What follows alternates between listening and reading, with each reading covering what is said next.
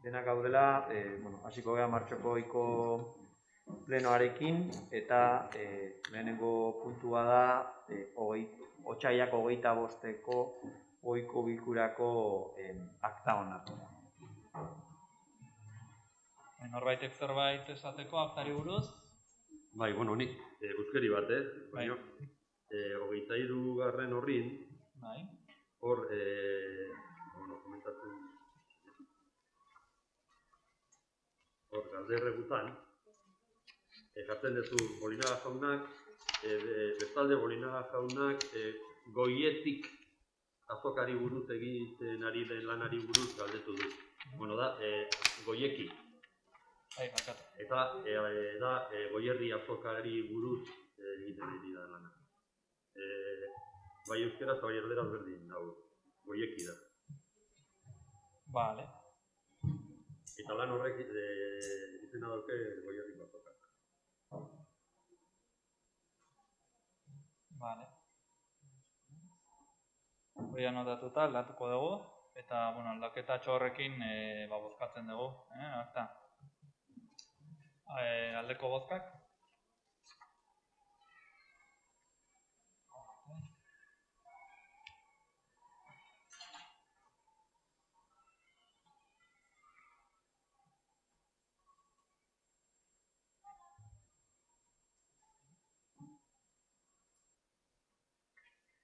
Bigarren puntua, berez aurrekoan esan gendun, azkeneko ajun barko litzateke, baina, ohiturak, udaletxontako ohiturak jarraituta, jarraitu da lehenengo aurretik egoten zan orden hori mantentzen, berez kontu emateak, onartu behar dian ebazpenen ondoren doaz, baina bigarren puntu bezala doanez, otsaileko alkatetzako dekretun berri ematea da urrengo puntua, horren inguruan galderari.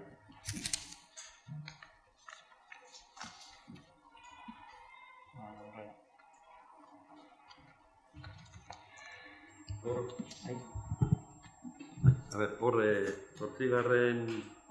horrin, lehenengo hor agertzen da, Ibai Olazabal Martínez aurrera praktikat dian karrerako funtzionarioa. Hori zima, bai da. Ibai Altue bizardune, fundana,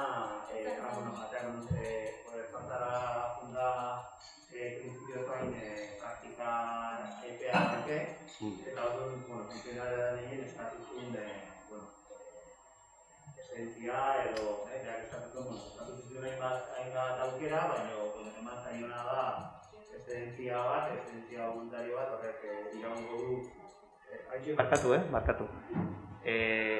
Esan bezala, udaltzaina da, karrera funtzionarioa, eta azkeneko posaketan ertzaintzarako atera du postu batera, baina guain praktikaldia tokatzen zaio, orduan praktikaldia hori egiteko eskatu zituen hainbat aukera eta eszedentzia eman zaio, borondatezko eszedentzia praktikaldi horrek irauten duen bitartean, eta aterako balu plazaia hor aldatuko zen, eta izango zen eszedentzia beste administrazio batean lan egiteagatik.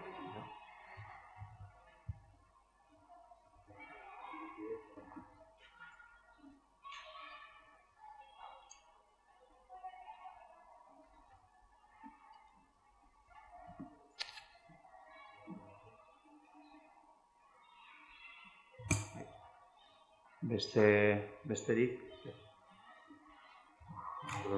urrengo hirugarren puntura pasatuko gea, hirugarren puntua 2021 ekitaldiko aurrekontu orokorra onartzeko proposamena da. Eta, printzipioz, proposamenak beti izaten da xumea, proposamenak ez ditu jasotzen xehetasunak, kapituloko laburpena da, eta laburpen hori da hemen proposatzen dana, ondo badakizue udalaren aurrekontu kontsolidatua onartzen dela, hau da udalaren berarena, baino baita ere bere esku dauden sozietateena. Eta hori da kapituloko laburbilduta dagoen lehenengo zati hori, eta ondoren jasotzen die aurrekontu hori osatzen duten, udalaz gain, aurrekontu hori osatzen duten herri antzoki eta majoriren aurrekontua. Eta baita aurretik ere onartu dugun ordizia lantzen den aurrekontua.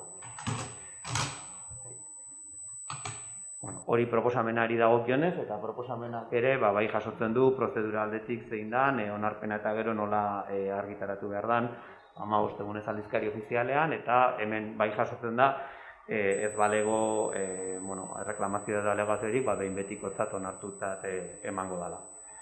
Hori proposamenari dagokionez, proposamenak aurrekontuakin batera hemen kontuartzailea gina dago baita ere, txosten ekonomiko-finantzieroa eta beste hainbat dokumentu bidaltzen dira, eta baita ere, pixkat aurrekontu horien nondik norakoak azaltzeko alkatearen memoria, beharrezko dan dokumentu horietako bat, eta zentzu hortan saiatuko naiz laburbiltzen aurrekontu hauen nondik norakoak, udalarenak, besteak aurreko batzarretan eta onartu eta azaldu ditugulako.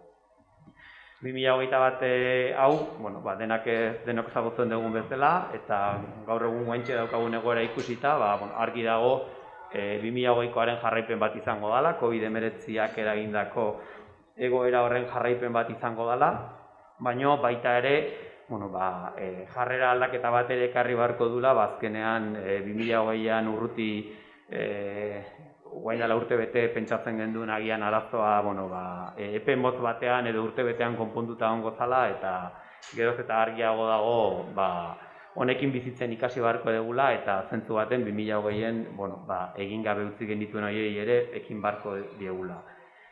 Zentzu hortan aurrekontuak ere bai jasotzen dute COVID-19 honek eragin don krisi sistemiko horren eragina, azkenen COVID-19ak ere azaleratu ditulako denok ditugun gabeziak pertsonalak, jendarte edo gizartearenak, baina baita ere, Ordiziako udalanak ere agerian gelditu dira, eta honek ere lehentasunak planteatzea ere ekarri du. Baita ere esan, zentzu hortan, krisi honen aurren ere, zuhurtziaz jokatzea tokatzen zaigula baita ere, ziurgabetasun konstante baten bizi gehalako, ez dakigulako zehazmea zegoeraren bilakaera zein izango dan, baina era beren uste dugu krisi honek ere aukera ematen dula prestatzeko garaiobeak datozenerako eta dauden aldaketa guzti horiei egokitzeko. Azken finean, 2021ko helburu garrantzitsuena da zerbitzu publikoen kalitatea mantentzea, eta batez ere ikusi dan bezala kolektibo zaurgarrienei laguntzeko baliabideak eskaintzea, eta zentzu hortan adierazi urtero dela zaila, udaletxe guztietan eta Ordizian ere bai, sarrera arruntekin, gastu arrunt guzti horiei aurre egin ondoren, inbertsioetarako dirua lortu ahal izatea, eta zentzu hortan badia zuhurtziaz egindako aurrekontu batzuk diru sarrerak ere aurreikusi dielako 2020ko egoera aztertuta zuhurtzia batekin, eta hor ere bai planteatzen dien inbertsioak bai dira ezinbestekoak, eta saiakera bat egiten da etorkizuneko proiektu batzuk martxan jarri ahal izateko, egoera hobetzen denako, baina batez ere Europatik helduko dien funtsetarako prest izateko. Aurrekontua, udalaren aurrekontua 13.711.894 eta 90 euro eta 90 zentimokoa izango da, eta kopuru guzti horretatik 911.000 euro inguruko inbertsioak jasotzen dira. Sarreretan aipatu, foru funtsa dela aurrekontu hauen erdia, gutxi gora bera, eta pixkat egoera zein dan jabetzeko, esan, akizuen bezala 2020ko martxon 20ko murrizketa bat aurrikusi zala, zorionez urtea ez dela hain gaizki bukatu, eta, bueno, COVID-a baino lehen 7.300.000 euro aurrikusten baldin bazien ordiziantzat, azkenen jaso ditugu 6.590.000 euro inguru, eta, bueno, ehuneko 20 murrizketa ez da izan, baina bai izan da 751.000 euro inguruko murrizketa.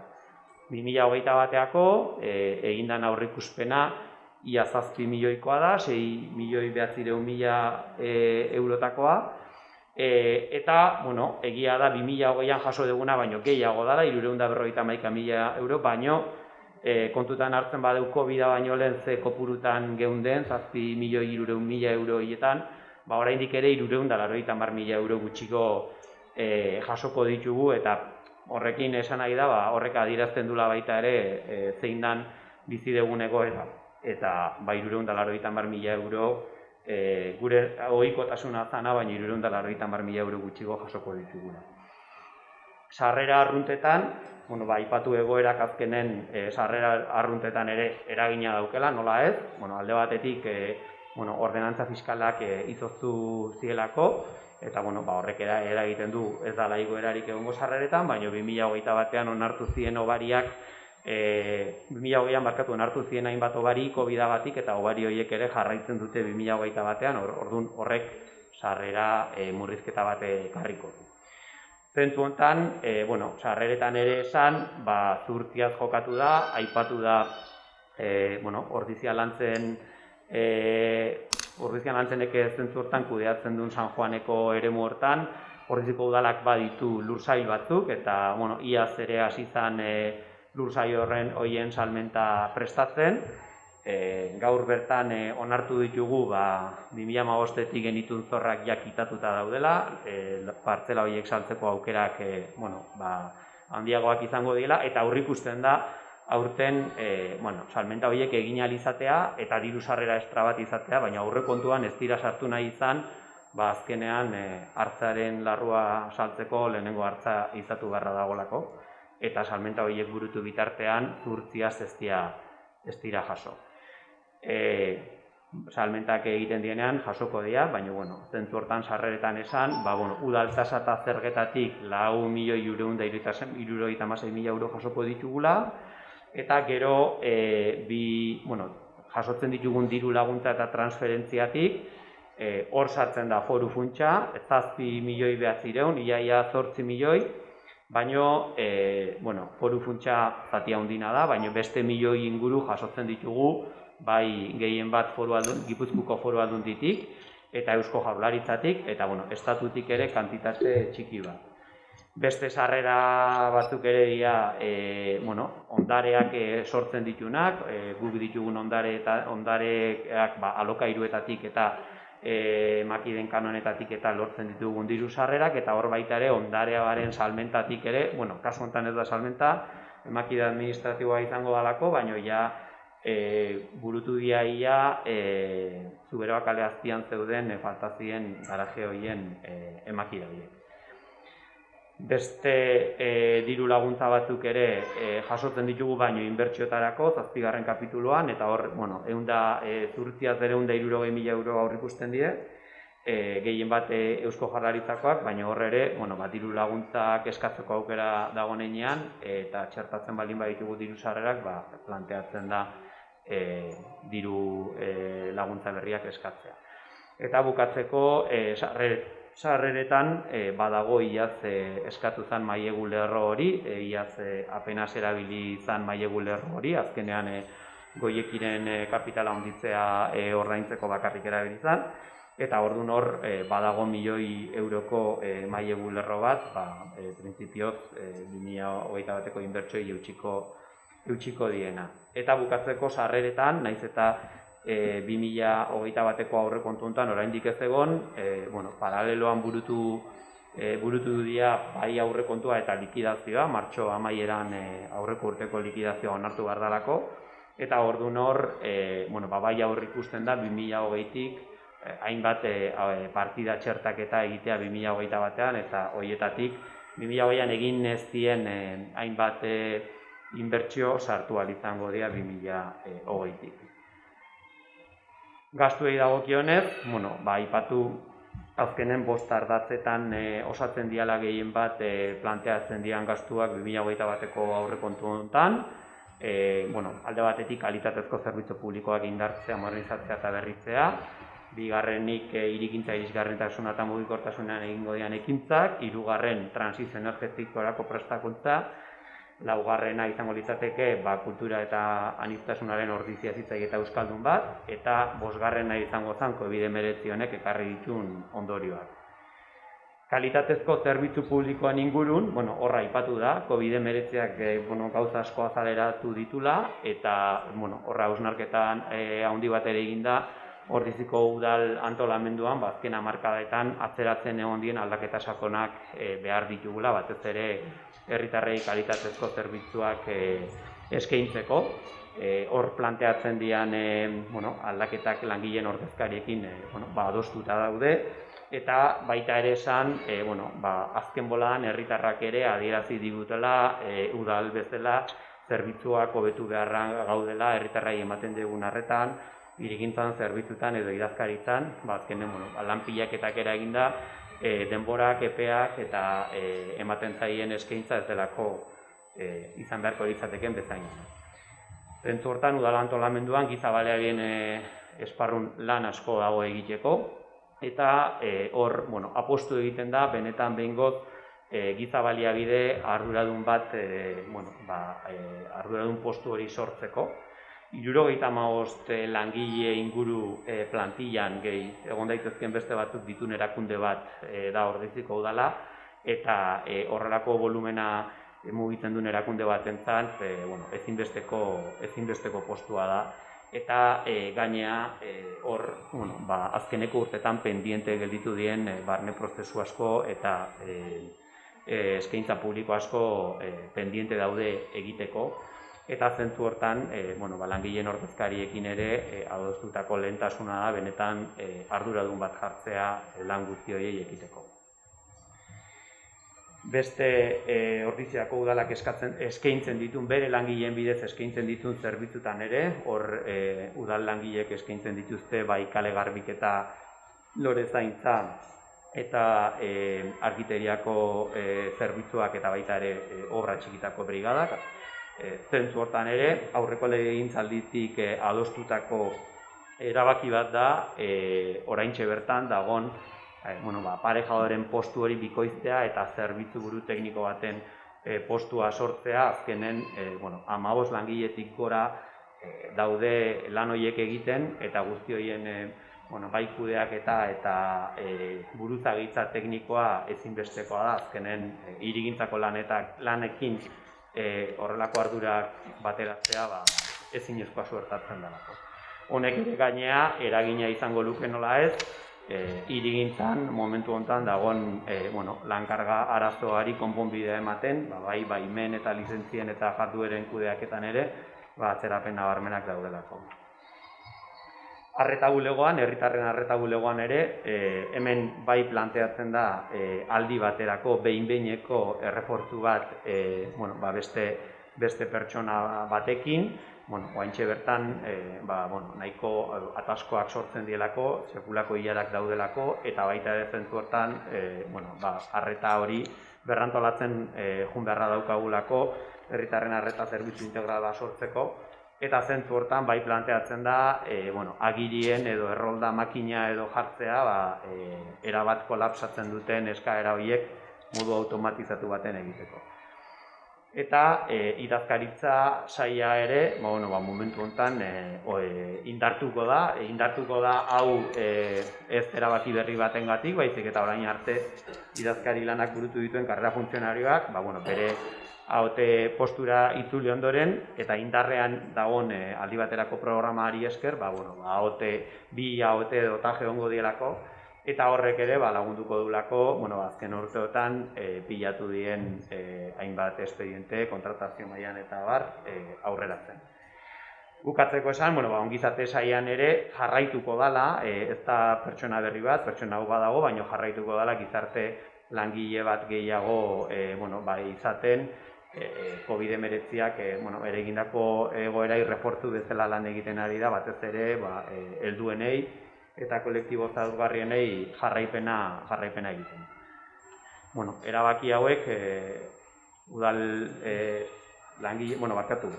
erabaki hauei, pertsonaleko erabaki hauei ere gehitu hartzaile, aurrekontuan aurreikusita dago, ondoren dator puntua, baino udal langileen soldaten 0,9ko igoera. Eta baita ere sartuta daude urtean zehar langileen bajen ordezkapenetan egon daitekeen gainkostua ere. Zentzu honetan, aipatu antolamendu batzordean azaldutako aurrekontu proposamen horretan, bidali zaizue baita ere, horretarako bai pertsonaletik eta kontu hartzaileetatik egindan txostena, eta hor egia da, zuzenketa bat egindala, eginda zegoen aurreikuspen horietan, bajengatik eta egon daitezken ordezkapen horietan, gainkostua nolabait esateko edo kalkuloa gehiegizkoa zalako eta hori ajustatu da. Guzti honek bat kapituloan 8% inguruko igoera bat ekarriko luke, baino uste dugu herritarrei ematen diegun zerbitzuan eta udala modernizatzeko eta aktualizatzeko apustuan badaudela zenbait erabaki itxaron ezin dutena. Bestalde, zerbitzu publikoi dagokionez, bai proposatzen da zentzu baten areto honen modernizazioa ere bai bideoakta sistema eta bideokonferentzia sistemak ezartzeko, baina eraberen horrekin ere bai lortu nahi da areto honen aniztasun edo funtzio aniztasun hori eragitea eta aukera ematea herritar eragileei gehiago erabiltzeko, COVID-agatik hori lortu da, baina baita ere espazio ohieta zibil edo ospakizun zibilak egiteko espazio bezala erabiltzeko. Zerbitzutan ere, tangentzialki baldin bada ere, hobekuntza handia ekarriko duen inbertsio bat izango da artxiboaren birkokapena. Birkokapen horrek azkenen ekarriko dulako ambulatorioa handitu alizatea.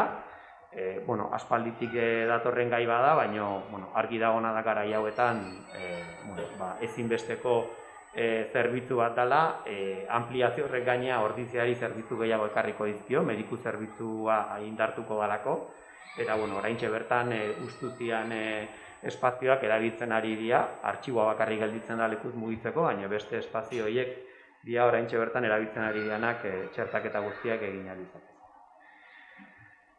Zerbitzutan, ezinbesteko zerbitzuei eutxiko zaie, baina batez ere gizarte zerbitzutan bideratuko die 1.678.000 euro inguru, eta horiek azkenean bai bermatuko dute indarrean dagoen kolektibo zaurgarrienei dauden laguntza sistema guztiak mantentzea, horre lehen mailako gizarte laguntzan ia 300.000 daude eta soldatetan 428.000 euro, eta gero etxe-etxeko laguntzan, orduen aurreikuspenarekin 360.000 euroko gastu aurreikusten da, eguneko zentroan 296, gizarte larrialdietako laguntzetan 280.000, drogan menpekotasunean 16.280, eta larrialdiko etxeak altzariak eta jartzen ari dira, eta jazteko eta azkeneko ukituak emateko 6.000 euro. Eta baita ere, mantentzen dira urtez urte, 0,7a garapen lankidetza eta garapenerako proiektuetarako. Aurreikusten da baita ere,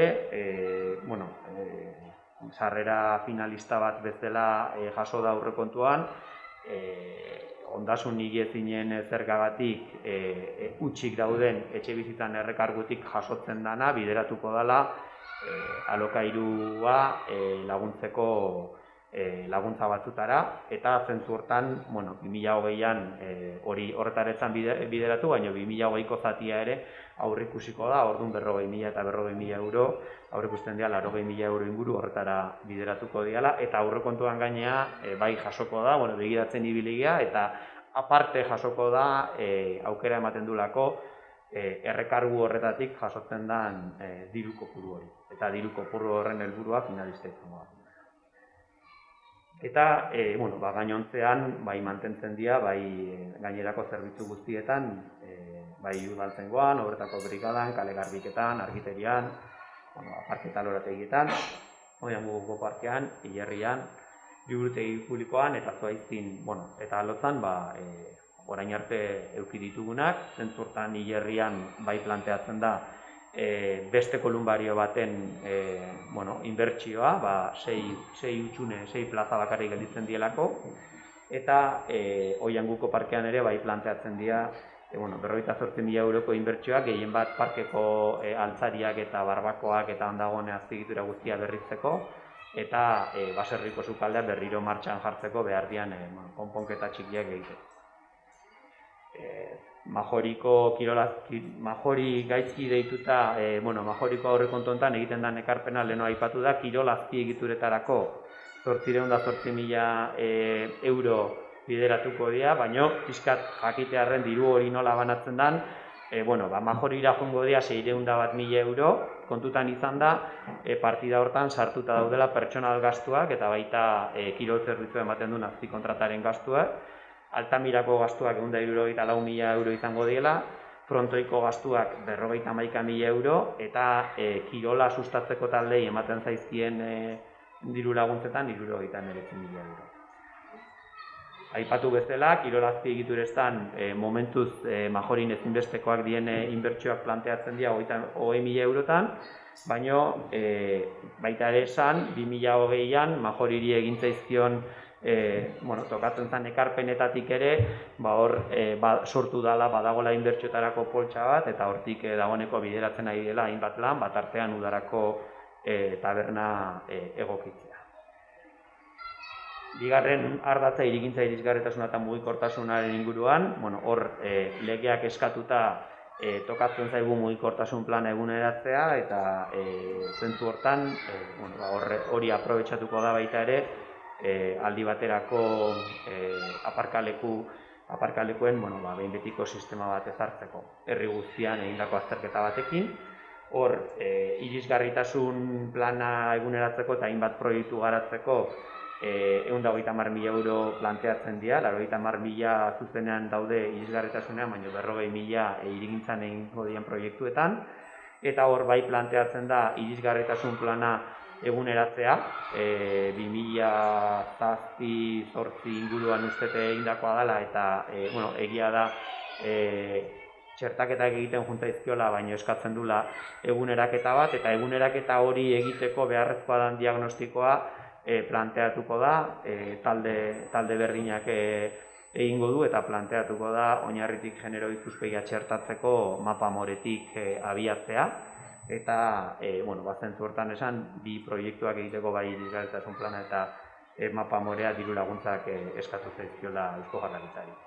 Eta irisgarritasun plan hortan helburu berezi bat jartzen da, ordiziak daukan sestra maila diferentzia horregatik, igogailu urbanoen azterketa xeatu bat egitea, baina hor aurretik ere jasota dagoen moduan bai planteatzen dien proiektuetan, Altamirako igogailun proiektuaren idazketaren lizitazioa planteatzen da, proiektu hori kopuruagatik lizitazioa atera behar da, eta zentzu hortan ere, aurretik egintza mugikortasun planean zeuden aukeretatik, beste aukera batzuk ere planteatzen dira Iberdrolarekin hitzein da bere. Hor dagoeneko baditugu baita ere aurrekontuak eta proposamenak barrenan igogailua jartzeko, proiektua egiteko, eta baita jakesen ere igogailua jartzeko, eta hor bai planteatzen da baita ere eraikinen irisgarritasuna bermatzeko, dorrean egin dira dagoeneko egituraren, zurezko egituraren katak, azkeneko txostenaren zai gaude, baina printzipioz ondorioa da, eraikina guztiz bota gabe, estruktura guzti hori bota gabe, solairu reformatzeko aukera badagola, eta txosten hori jarraituta, bai planteatzen daia, egitura egonkortzeko lanen proiektua egitea, eta hor ere egin digute dagoeneko eginda proposamena igogailua jartzeko, eta fundaketa batzuk egin behar dira benetan aztertzeko, baina igogailu hori barkatu ziurrenik zatozte beraino iristeko aukera ongo ditzak. Eta 2020en aurrikusi bezala, plan orokorraren lizitazioa aurten egitea proposatzen da, eta horretarako bai 2020an erabilietan partida hori txertatuko da 2021an. Eta baita guztuntzako urbanizazio proiektuen idazketatik falta den zatia ere. Zentzu hortan, irigintza alorren, kalen zoldaduretik konpontzeko kalen konponketarako 120.000 euro aurreikusi dira, eta hor aurrekontuak begiratzen ari dira, eta atzo bertan ere Gipuzkoako urak egin bituztian teknikariak adosteko Urdaneta kalearen falta den zatiaren berrikuntza, Lapurdi kalea baita ere, eta aurrekontuak eskatzen ari dira baita Lazkaumendi kalea berritzeko. Transizio energetikorako prestakuntzan, hor ingurumenean guztira 100.000 euro aurreikusten dira, hor zati garrantzitsuena Agenda 2021 bukatu da, 2021an gaude, Agenda 2030 prestatu behar da, eta hor hori lizitazioa atera beharko da, eta 38.000 euro aurreikusten dira hortarako, eta hor ere badaude beste hainbat ekintza, Boianguko Natur Eskola eta beste batzuk tartean 40.000 euro bideratuko dienak, eta laguntzetan ere elkarte ezberdinei emango zaizkienak, tartean Inma Urdaneta Eskolan airearen kalitatearen jarraipena egiten duen elkartea. Eta inbertsioak ere planteatzen dira bai Baratza parkean, etxola berri bat egin behar dalako ampliazioa eta gero, eta ibaia babesteko sarea ere jarriko da barandilla metalikoa dauden zatietan hondakinak ez edo. Arkiteria publikoan eraginkortasun energetikoa lortzeko planteatu dira 3 ardatz. Ardatz horiek eraginkortasun energetikoaren plangintza egin zutenekin adostu dira, eta hor 3 ardatzetan planteatzen dira lanak. Alde batetik argiak aldatu le sistemara, baino beste alde batetik baita sistema osoaren kontrola, tarifikazio berria jartzen denean ezinbestekoa izango dalako, eta 3. izango da kuadro elektrikoak berritzea, LED-en aldaketagatik jetxitako potentziak diela eta potentzia aldaketak egitea, eta aldan kasu guztietan kuadroak bateratzea. Orain baldin badaude bi kuadro eremu bateako, ziurrenik agian kuadro batekin aukera egongo da.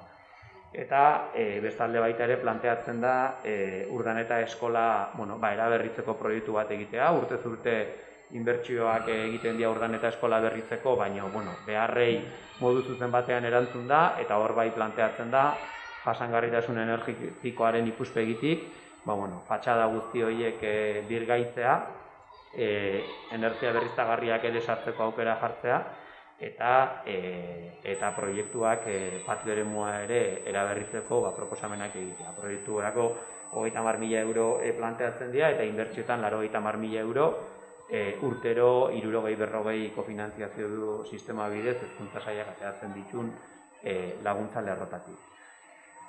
4. ardatzen, kultura eta aniztasunan ordizia ezitzaile euskaldun hortan, jarraituko da hezkuntza maila eta hiri ezitzaileen partaidetza prozesuekin, aurten ere berritzeko diru laguntza eskaera egin zaio Gipuzkoako Foru Aldundiari. Hor ere planteatzen da ordiziko dagoeneko aniztasun teknikaria lantzen hasi zen Zirriborroa ordiziako harrera plana burutzea, eta azkenean baita saileko arduradunaren oneritzearekin eta erabaki da lan hori kanpora ateratzea baino oraintxe bertan jarduera sozioedukatibo eta arduratzen den enpresari kontratuaren edapen bat egitea, teknikari horri jardunaldia igota lan hori egindeta.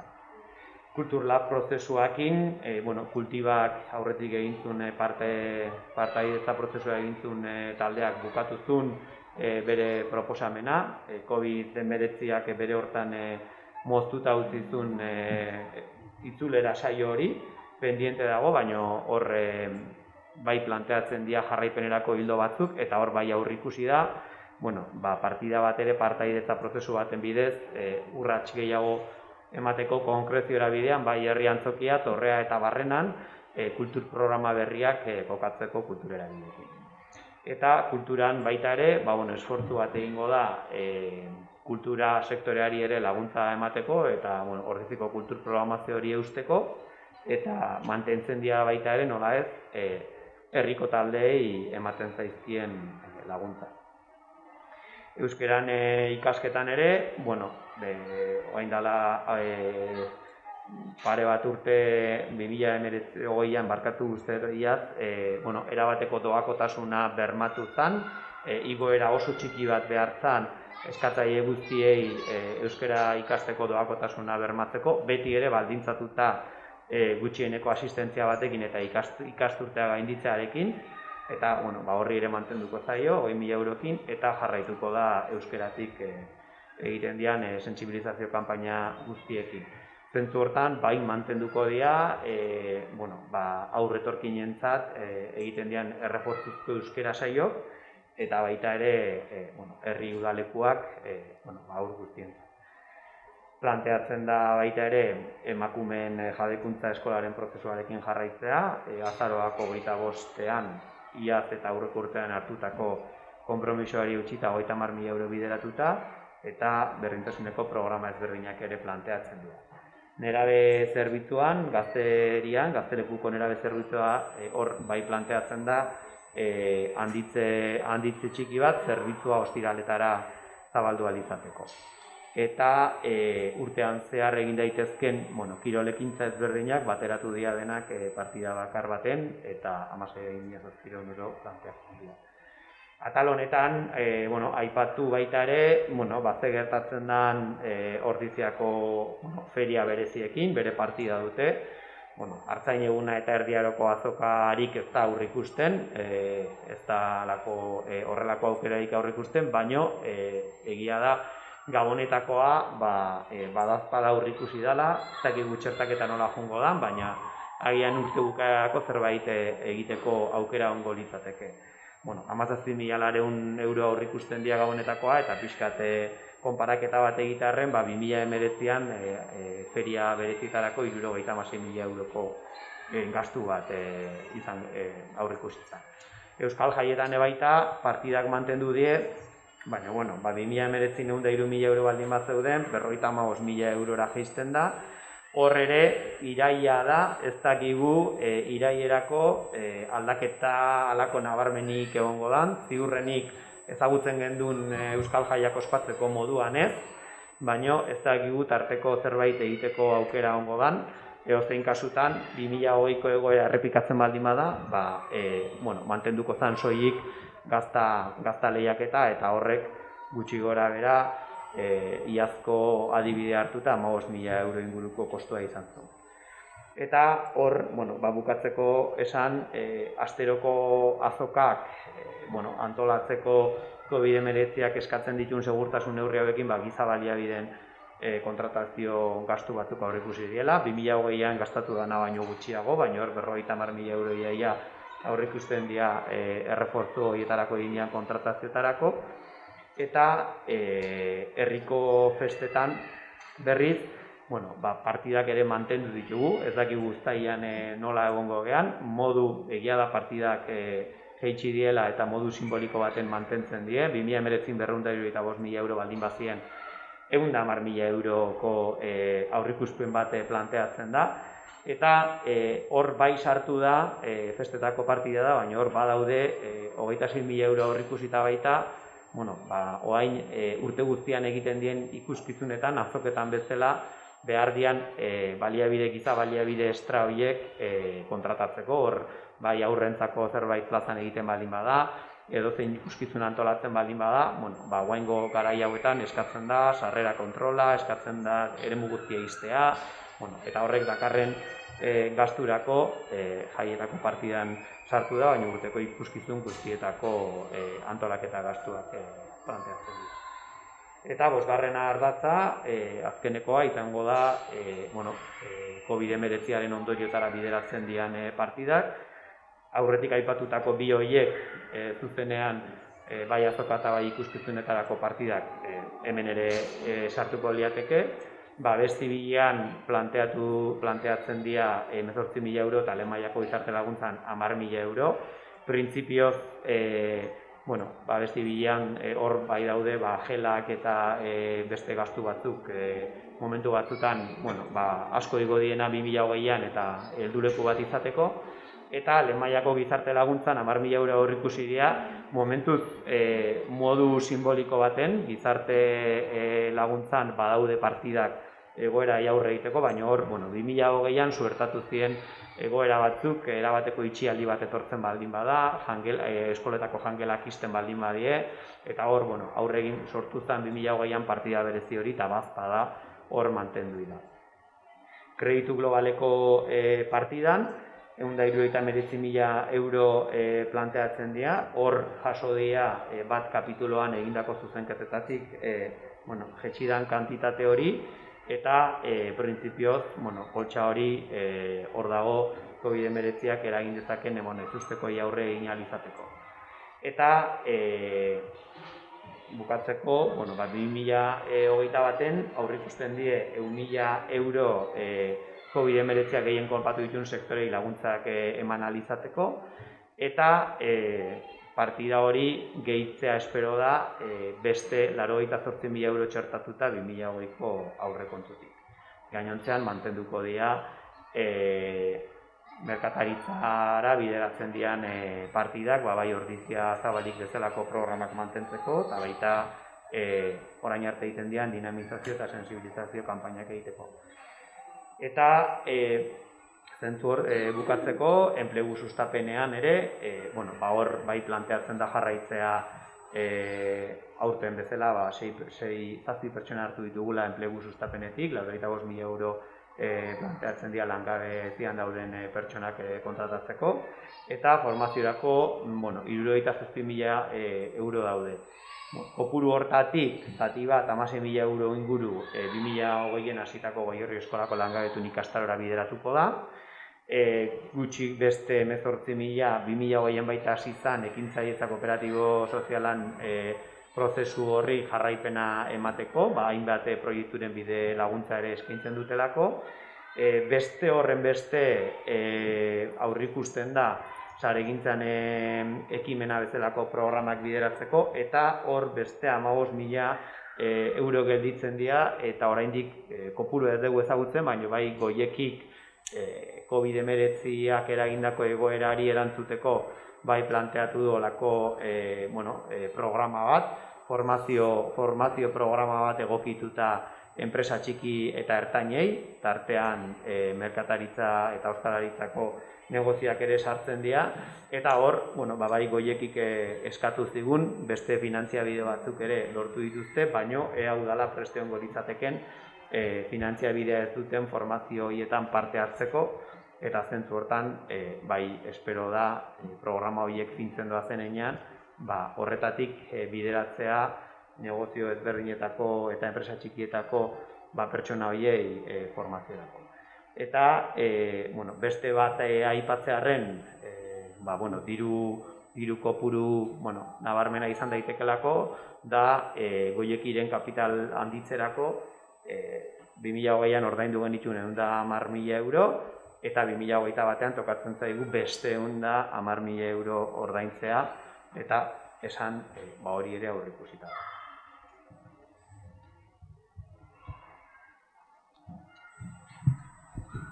Ni ez naiz gehiegi luzatuko.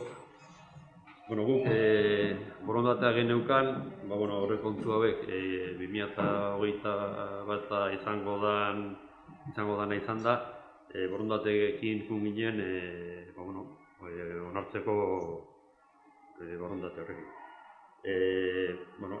Osi eta biok izan genitun zuekin bilera batzuk, landu genitun aurrekontuk, landu genitun likidazioa eta guzti hori datu zehatzoiek izan gabe, eta hau landuta ikusten gendun, aurrezki garbie 900.000 galera izatek, kontuan izan da ze urte izango zen, izan zeikela jasangarria, beti eta kontutan egot puntualo baldin bazan. Hor, pentsatzen gendun, COVID-a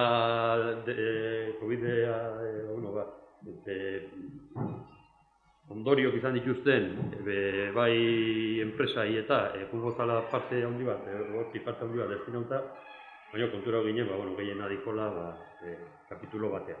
Ez deu kuestionatzen, zuk esan dituzun lan horiek beharra ala ez. Usten deu, desde luego, aurten ez dala urtea. Kapitulo bat, euneko aztakizain, 8,89 jaunditzen. Gaina, aurrekontuko 33 da, eta ikusten dugu, ja, 30 gora lehenengo kapituloa inbertsiotako posibilidadek entzen duzibla.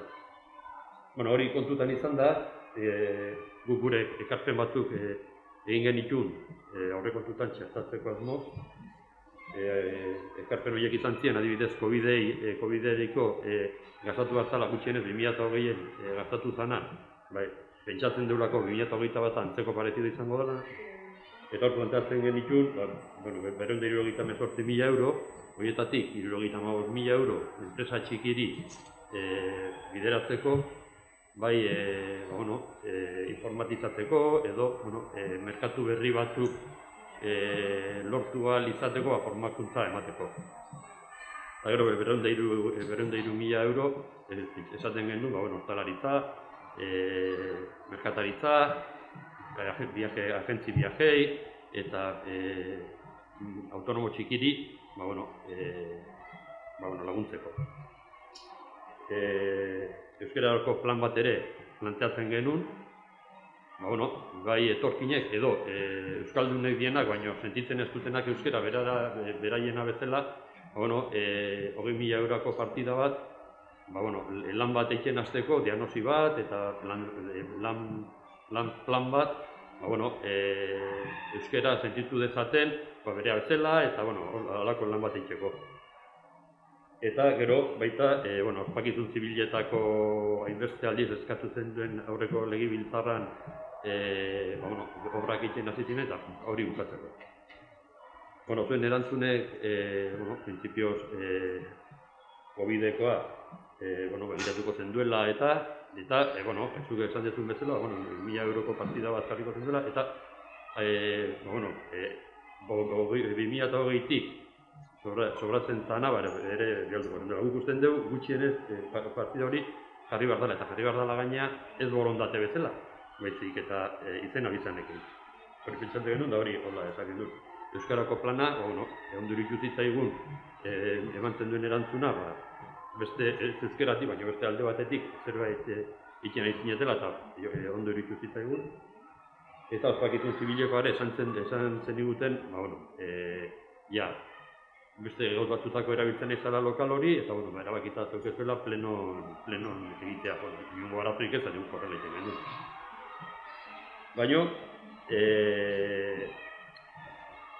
ikusi dugu, printzipioz, COVID-eko hori beste zuela, gu bezain, egin duen bezain zabaldu, eta gero hori, iruditzen zaku ez da laurten ondio pertsonalan eguneko gehiago, diru hori inkrimentatzea. Horren, printzipioz ez gehiago luzatuko. Guk printzipioz aurrekontu hogei ez dugu baiezko emango, kontrako emango dugu, eta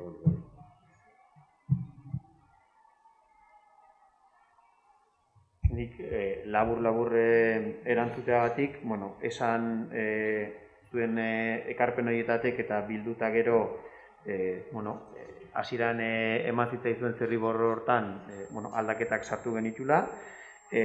Nominatiboak aipatzen dituzun horietan 1.000 euro horiek nominatiboak daude, merkataritzako programan daude eta establezimenduei emandako laguntza bezala daude jasota, eta 2020-tik txertatuko den partida hori berdina da.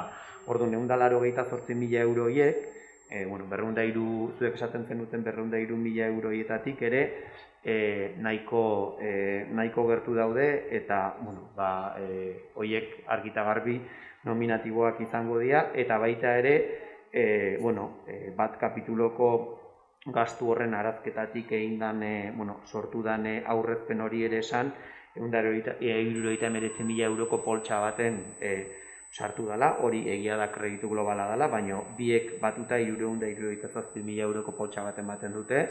Ez dakigu COVID-aren bilakaera zein izango dan, momentuz eta 2020 oso txarra izan zen, baina 2021 batean, naiz eta oso ondo ezgun, erabateko itxialdirik momentuz ez da hor ikusten, ez dakigu zer etorriko dan, eta bakarrik esan, zuek egindako ekarpen horiek aintzat hartu eta saiatu ginela jartzen, baina hor ere adierazi genizuen bezala esan azkenen proposamenak denak ongi etorriak direla, baina itxita dagoen aurrekontu baten ere planteatzen dianean gehikuntzak ere planteatu behar dela murrizketak nondik datozen.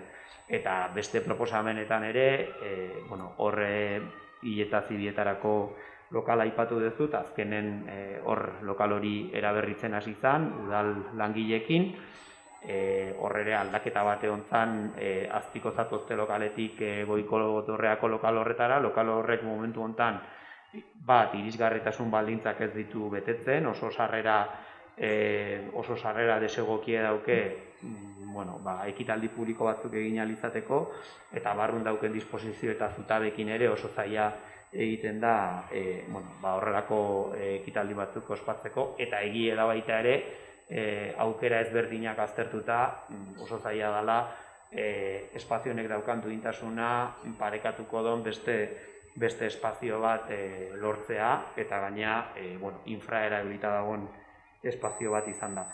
Eta euskarari dagokionez ere, aipatu duzu, esan dugu, egiten dia dagoeneko egitasmoiek, badago euskararen errefortzu potente bat etorkinak dien aurroientzat, euskararen ikasketa ere, doakotasuna ere bermatuta dago, eta horre ere zubilana egiten da aurroien gurasoei eskaintzeko ordun, eta harrera planak, gure udaleko aniztasun teknikariak burututa ere, harrera planak ere jasotzen du, eta hori da gaina bere funtzio bat, euskararen erabilera harrera sistema guzti hortan, eta koordinazio bat ematea udalean martxan dauden ekintza guztiak.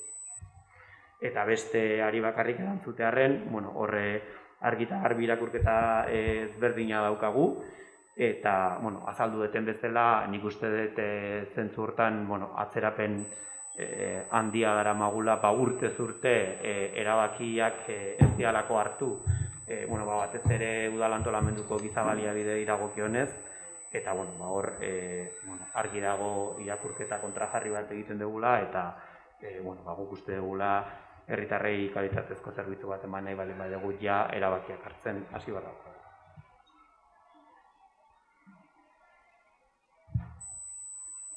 Bai. Guk egon geha denbora desente, ordu politiek egin ditugu elkar lanen, aurrekontuok aurrea ateatzeko eta gurea bezala egiten ditugu horregatik.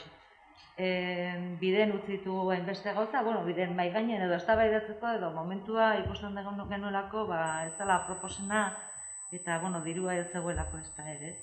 Baina horrea eta arata guztiz ere akordio batea iritsi ginen eta horregatik esan dut adurek esan guztiarekin gatoztela eta gureak egiten ditugula aurrekontuak. Bi gauzatxo bakarrik esatea, gure karpenak onartu egin izan dira, irrisgarritasun asunto importantea bi bakarrik jarriko ditute, ez luzatzearen. Irisgarritasun ez bakarrik fisikoa, baizik eta irisgarritasun unibertsala behar dan nahi eta nahi ez. Bada garaie gure beste herritarrak normalak, gureak guk bestela ez dienak ere, hola tratatzea ez, normalak bestela. Eta akzeso ematea, daukeun gu bestela eskubide guztiak, akzeso kultura, administrazioa eta hainbeste gauza. Ez bakarrik entzun gorrak dienak edo itxunak diela, baizik eta psikologikoki eta psikologikoki bakarrik barkatu limitazioa dituenak. Bide luzea daukegu aurretio eta hasi gea bide hortatik. transizio ekologikoa ere nolabait ere oso garrantzitsua, eta pausu politek ematen nahi die aurrekontu honen harira. Eta bi aipamen gehiago, giza baliabide postu sortzea eta zergatia igoera horri guk esan nahi dugu daukeula lan handie, aurreko legislaturan ere berdintzu den, eventual pila dauzkeu, eta hor behar dugu norbait zentzua jartzea eta orden pixka jartzea ere. Eta horren bidetik, segurazki diru asko aurreztuko dugu. Eta, aipatutako COVID-19 asuntoarekin ere hor pixkat, azaldu nahi genuke, bai ostalaritza, bai komertzia, bai denak galera handiaz edukituzte, baina badare hainbeste beste sektoreak, kultura adibidez, hor daukeula erabat utzita, eskutik utzita, eta beraiei ere eskue bota behar dugu, birali bat bota behar dugu. Aurretio eta puntu bezala esatea, aurreko COVID-en poltsa hortatik 80.000 euro soberakinean egon balin badira, interrogante bat jarri beharko dugu, nola bideratu edo nola egin den proposamen hori ez, ostalaritza eta bai merkataritza. Gure boska baiezkoa izango da, eta etxe usten da.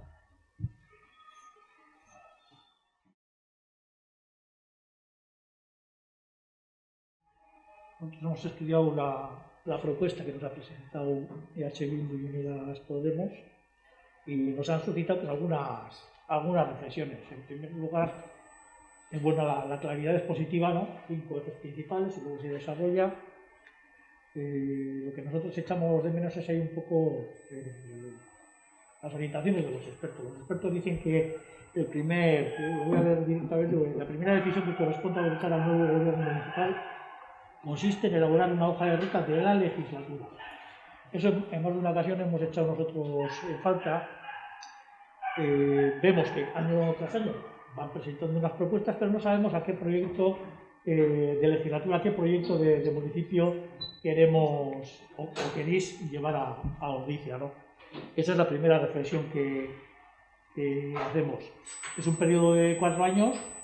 Se supone que en ese periodo de 4 años hay proyectos y hay líneas de actuación que tienen que ir a lo largo de toda la legislatura e incluso más lejos, como hay algunas, ¿no?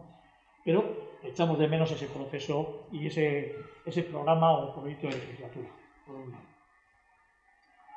De todas formas, no creemos que sea este el principal problema. No se puede resolver porque presentéis un programa con los ejes principales que consideréis, que me imagino que no serán solamente estos 5, que habrá alguno más. Entonces ya conociendo eso nosotros y la ciudadanía, pues podrá valorar luego al final de la legislatura lo que ha dado, ¿no? Lo que sí es cierto también es que para planificar esa legislatura lo que hace falta es conocer un poco el ayuntamiento. Nosotros más o menos hemos intuido a lo largo de estos años los problemas que se han ido suscitando en el ayuntamiento, tanto de organización como de recursos humanos, de coordinación, etcétera, etcétera.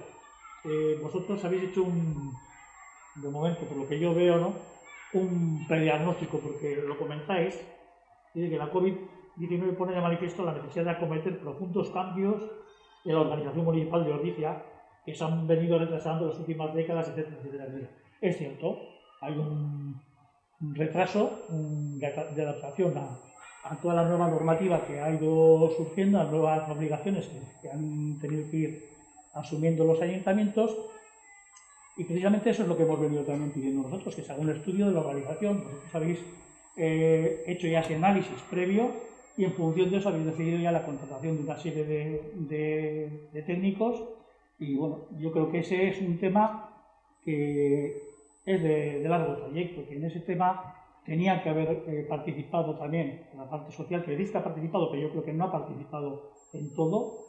Y yo creo que también tendría que haber participado la misma oposición. Los cambios organizacionales tienen que ir un poco a medio y largo plazo. Puede cambiar el consistorio, puede haber otro otro grupo político que se encargue o que se responsabilice de la gestión y que no le parece bien esto, pues voy y lo cambio, ¿no? Yo creo que eso tiene que estar asegurado, ¿eh? Ese debate, esa reflexión conjunta y ese compromiso y esa decisión, yo creo que tendría que ser, si no consensuada, sí acordada al menos con la mayoría de los partidos, ¿no? Asegurando una mayoría potente para que dure en el tiempo. Y eso tampoco se ha dado en este presupuesto, ¿no?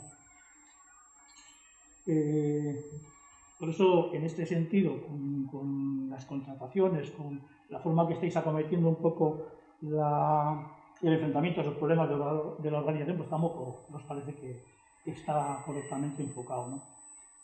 En cuanto al primer eje, ¿no? El de fortalecimiento y modernización e innovación de los servicios públicos, etc., yo creo que nos tendréis que aportar ese diagnóstico, ¿eh?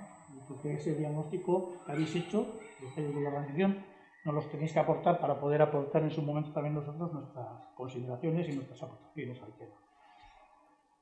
En lo del municipio, pueblo amable, accesible y sostenible, bueno, eso lo hemos ido trabajando desde hace ya años. El plan de accesibilidad no es de ahora, viene de hace mucho tiempo, con las diferentes concepciones que ha podido tener el tema de la accesibilidad. Está bien la accesibilidad universal, evidentemente, tanto en comunicación como en espacios, etcétera, etcétera, para todas aquellas personas que tienen unas diferentes capacidades y que van a encontrar o que encuentran dificultades en el entorno para desenvolverse con normalidad, ¿no? Eso yo creo que está correcto.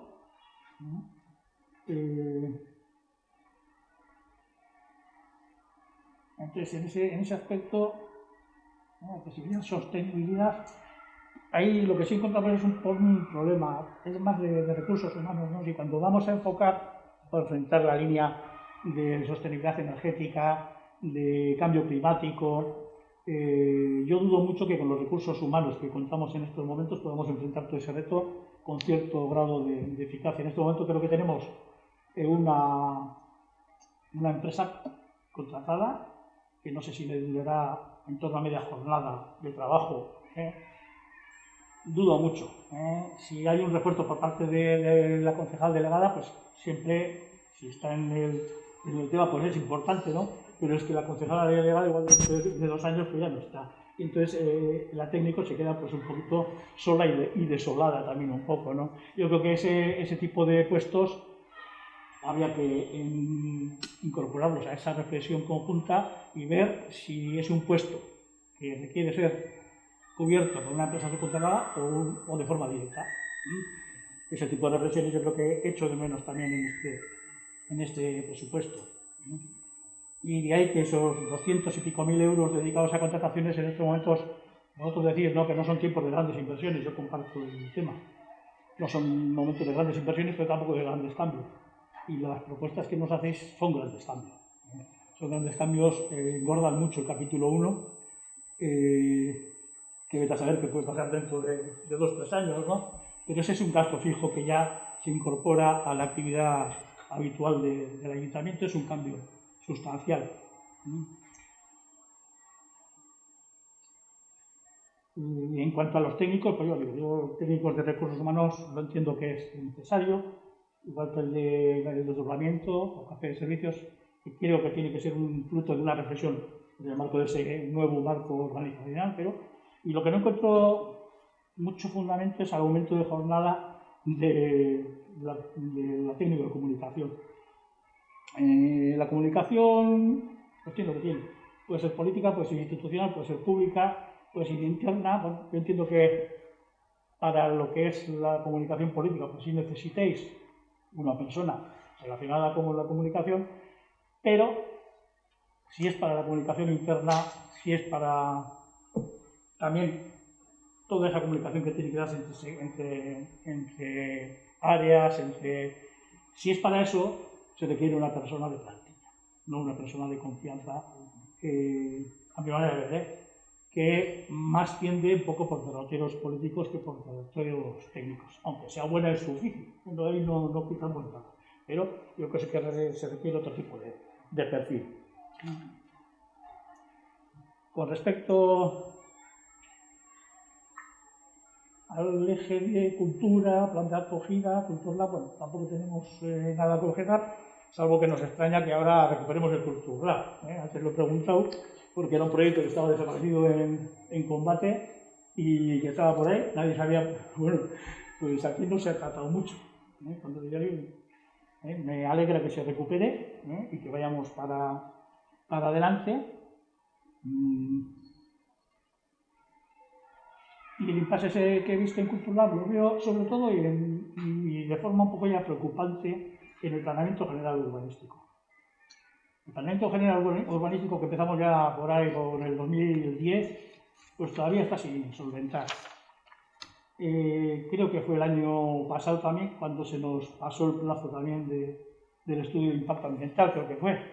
A uno de estos estudios se nos pasó. Y yo creo que si este año, por junio, creo que también se pasa el plazo, pero este paso también se nos va a pasar y no sé cómo acabaremos. Todavía, vamos, ni siquiera hemos convocado el Consejo Asesor de Planeamiento Urbanístico. Yo creo que hay que zanjar el tema del planeamiento general y que esos 100.000 euros que se necesitan, pues tampoco sé muy bien a qué ni cómo se van a gastar, ¿no? Espero que sea para aprobar el avance definitivamente y vayamos tirando para adelante. Bueno, espero que vaya resolviéndose el tema ese. También echo de menos el desarrollo del plan estratégico. Lo comentamos en el Consejo Asesor de Bienestar Social. El Consejo se ha reunido 2 veces en esta legislatura, una para constituirse y otra porque pues uno va dando la chapa, ¿no? Y al final se consigue reunir. Pero no hemos avanzado nada en el plan estratégico. Vosotros decís que vais a contratar a una trabajadora social, que es la que ya está contratada desde el año pasado, me imagino. El año pasado se contrataron a 2, una media jornada. Bueno, es posible que haya que valorar la que se quede, que también, por cierto, a una se le acabará el contrato el mes que viene y a la otra creo que por junio, por ahí también, o mayo. O sea que hay que prever también si el trabajo que hacía una con la encomienda con Diputación para el seguimiento de las asistentes personales y cuidados, bueno, a ver si ese trabajo lo puede hacer la que queda y ver un poco cómo va ese trabajo, porque la asistencia pues parece que no está teniendo mucho éxito. Todas las llamadas van directamente a servicios sociales en vez del teléfono, pero bueno, tampoco está tan mal, ¿no? Por otro lado, yo creo que no son tiempos de grandes cambios, evidentemente, que hay que aprovecharlos para hacer planificaciones, para hacer reflexiones. Y una de ellas, por ejemplo, es la que habría que hacer, que no se contempla tampoco en el presupuesto, es una reflexión y un diagnóstico y un proyecto para los alojamientos tutelados, que es un poco lo que teníamos en cartera aprobado en un pleno, de cómo íbamos a desarrollar un poco el plan estratégico a través de los años. Que eso sí tendría un coste, una repercusión, pues habría que contratar una empresa para que hiciera, ¿no? Y luego, bueno, lo que no sé es que en el piso de emergencia, yo todas las pesquisas que he hecho por ahí, es que parece que no está amueblado. Entonces, el aportar, creo que 6.000 euros, creo que aportáis para el piso de emergencia, ¿no? Creo que es escaso. Antes se aportaron 30.000 y no sé cómo ha quedado el tema. Ayer hablé directamente con la responsable de Bienestar Social y me dijo, pues no sé qué se ha hecho y tal. Pues vamos a ver. Te pregunto a ver si se ha hecho algo, porque sería interesante tener ese piso y luego prever que con ese piso, evidentemente, no se hace frente a las necesidades que surgen tanto de mujeres que han sido objeto de violencia machista como de alojamientos para gente en riesgo de exclusión. En este momento creo que tenemos 2 ocupados, o por lo menos por las informaciones que tengo yo. Estos alojamientos tienen que cumplir una serie de requisitos. El único que cumple en estos momentos es el de la calle Filipinas, con ascensor, eficiencia energética, etcétera, etcétera. El resto deja mucho que desear. Yo no sé. El planteamiento que nosotros hacíamos hace tiempo era la venta de las 4 viviendas que tenemos ahora disponibles. Entonces, un grupo para la venta, una en la calle Ordaleza y otra en San Juan, creo. La venta y con eso ir preparando algún otro alojamiento para hacer frente a estas necesidades. Y el piso que nos queda por resolver no sé si es un tema jurídico ya, porque es el de Joaquín Ibarria, ese también, pues, debe estar hecho una pena, pero yo creo que también tendría que estar en esa bolsa de venta y quitarnos ese marrón de encima y poder capitalizar y poder financiar con eso algunas otras cuestiones, ¿no? Y lo que he hecho de menos también es un eje principal que nosotros hemos planteado en más de una ocasión, que es el tema de la promoción y desarrollo económico del RIC y el fomento del empleo, ¿no? Hoy más que nunca yo creo que es necesario, las cosas han cambiado y yo creo que de ahora en adelante las reflexiones y las tendencias pues van a cambiar también, ¿no? Tanto en el aspecto comercial, con toda la luz online, la digitalización, etcétera, etcétera. Yo creo que hay que darle una vuelta, el perco yo creo que ya está finiquitado, no sé si queda algún proyecto como puede ser la adquisición de Plaza de la Garza, una cosita de estas, pero yo creo que hay que sentarse y hacer un nuevo perco. Yo creo que el sector comercial y hostelero del municipio tiene que tener una cierta orientación por dónde ir y que ese perco es necesario hacerlo. Y no veo en el presupuesto una línea de ese tipo, ¿no? ¿Que puede entrar en las ayudas COVID y todo esto? Pues no lo sé.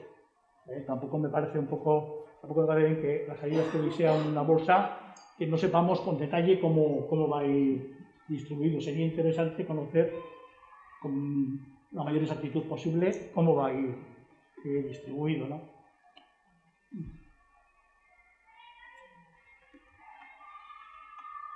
Y nada más, de acuerdo con la instalación de cambiadores para bebés, con el mapa del amianto que viene ya desde el siglo XVIII, la verdad. Desde que se empezó aquí, trajo la asociación Asviamie la primera propuesta, pues ha llovido mucho, se han propuesto en muchas ocasiones estas, nosotros mismos hemos propuesto en más de una ocasión lo que ahora se propone. Vamos a ver si este año pues hay suerte, se da la flauta y si se ejecuta, ¿no? También estoy de acuerdo en ese mayor esfuerzo un poco por el alquiler a la gente joven. El problema del alquiler yo creo que es menos de financiación por parte de la gente joven y más de escasez de oferta, ¿no? Y esa escasez de oferta pues bueno, puede marcar un poco las pautas. Y luego por otro lado, bueno, no sé si habéis hecho algo, pues una pregunta que formulo, con el proyecto que había de gobierno vasco de las viviendas en Floreaga, que eran la gran mayoría en alquiler, a ver si habéis hecho alguna gestión en ese sentido para poder ver qué repercusión tiene luego en la política de vivienda que habéis comentado, ¿no? En cuanto al programa Norte-Sur, o bueno, el programa de cooperación, creo que se llama ahora, pues nada,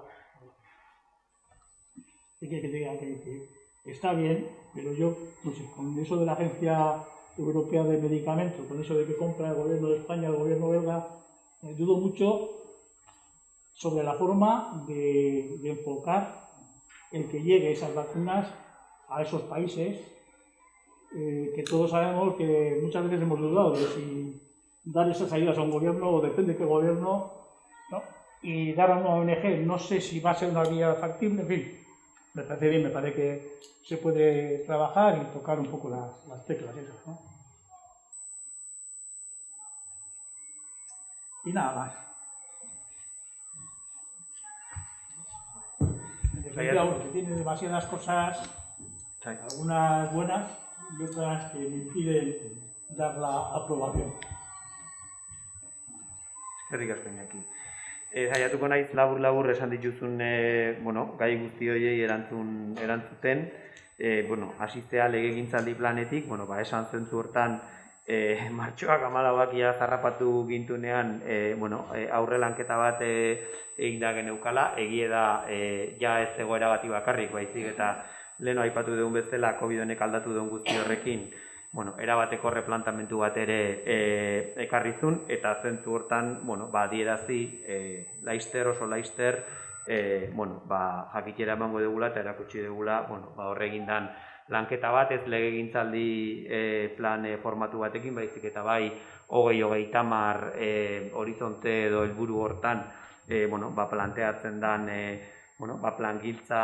ekintza plangintza bat, eta ekintza plangintza hori gaina etxeko teknikariekin ere kontrastatzen eta lantzen saiatu gara, eta orduan zentzu hortan esan, horren berri laizter izango dezula. Bat kapituloko postoen inguruan eta, nik uste hor, ez dakit memoria edo freskatu behar dizuten edo, baina esan alde batetik esan, berez planteatzen dian, behin betiko edo permanentzia batekin planteatzen dian aldaketak bakarrik diala, bai zerbitzu buruaren eraketa eta giza baliabideen arduradunarena. Azkeneko alderdi sozialakin egin dian azkeneko paritariako bilerak, nahiz eta paritaria deitu, hitzarmena zaratako pertsonaleko gai asko landu die, eta hortan, alde batetik aipatu da, eta ez aipatu, landu eta aztertu eta azaldu eta gaina banatu dira eta eduki dituzute zuek ere bai, giza baliabide postu horretarako aztertu zian ze funtzio bete beharko lituzken, eta bai alderdi sozialarekin gaina ere, momentu batean, adostu zen egiteko dauzkeun guzti horien gainetik, lehenestea, benetan pertsona arduradun bat jartzea guzti honen gainetik, eta ez naiz historia egiten hasiko, baina beste formula ezberdin batzuk ere erabili dira, aldi baterako errefortzuak ere ekarri dira, eta ez da lortu egiteko zegoen lan hori aurrera ateratzea, eta gaina aipatu dut, 75 langile ditugu plantillan, horrelako erakunde batek pertsona arduradun batez izatea giza baliabide mailan, uste dugu gabezia handi badala, eta bestela begiratzea besterik ez dago gure antzeko edo txikiagoak dien udaletan idazkaritza sailean gai hau nola kudeatzen den. Baina nik zuzendu nahi nizun, ze alderdi sozialarekin bai adostu zen hori lehenestea. Eta beste postua, zerbitzu buruaren postua, eta postu hori bikoiztea gaina alderdi sozialak berak paritaria baten aurpegiratu zigun bezala, eta zentzu dutan arrazoia dute, ja adostutako gai bazan eta aurreko legegintzaldian, eta hor daude, bai paritaria eta balorazio batzorretako aktak, aurreko legegintzaldian ja adostu zen udaletxean dagon aparejadore postu hori desdoblatzea. Orduan, esan, bi horiek diala planteatzen dian aldaketak. Eta zentzu hortan, adierazi nahi dizut, arrazoia ematen diguzula baita ere zentzu baten, zergatik zeuze horrek aipatu dezulako. Noski, askoz aldaketa gehiago daude egiteko. Aipatu dezu, ingurumen teknikariaren inguruan, ze gertatzen den, noski bai eta hausnarketa hori egin beharko da, ze postu behar den, informatika ez dezu aipatu, heziketa edo hezkuntza edo kulturaren kudeaketa ere ez dezu aipatu, merkataritza ere ez dezu aipatu, azoka, udalak ez dauzka bere plantillan horretarako teknikariak, esan nahi dut gauza asko daudela egiteko eta planteatzen den bakarra da, egiteko guzti horietan eta giza baliabide esparru horretan egin behar den lan guzti horretan, arrazionalizazio eta plangintza guzti horretan arduradun bat izatea, eta arduradun horrek egoera finko eta estable bat izatea ezinbestekoa dela. Eta, aldaketa guzti horien artean ere, esan, behin betiko bezala edo planteatzen dien aldaketa bakarrak horiek dira. Gero, aipatu duzu komunikazioaren bere atala dauka eta pentsatzen dut ziurrenik hurrengo atalean erantzutea egokioa izango dela. Eta kulturan inguruan, kulturlabi buruz esan, COVID-ain arte, nik uste dutzuk ere deialdiak jasoko zenitula. Legegintzaldi honetan kultibak zeraman kulturlabeko prozesua amaitu da aurrikusi bezala, egin dien planteatutako bilera guztiak egin dira, eta egie da falta dela azkeneko txosten horren kultur teknikaria horren atzetik ere badabil, ja eragile desente daude, eragile asko elkartu bargea, baina horren jarraipena ez dela eten, ez baldin bada izan COVID-19ak eragindako egoera honengatik eta gainea jarraipena planteatzen dela.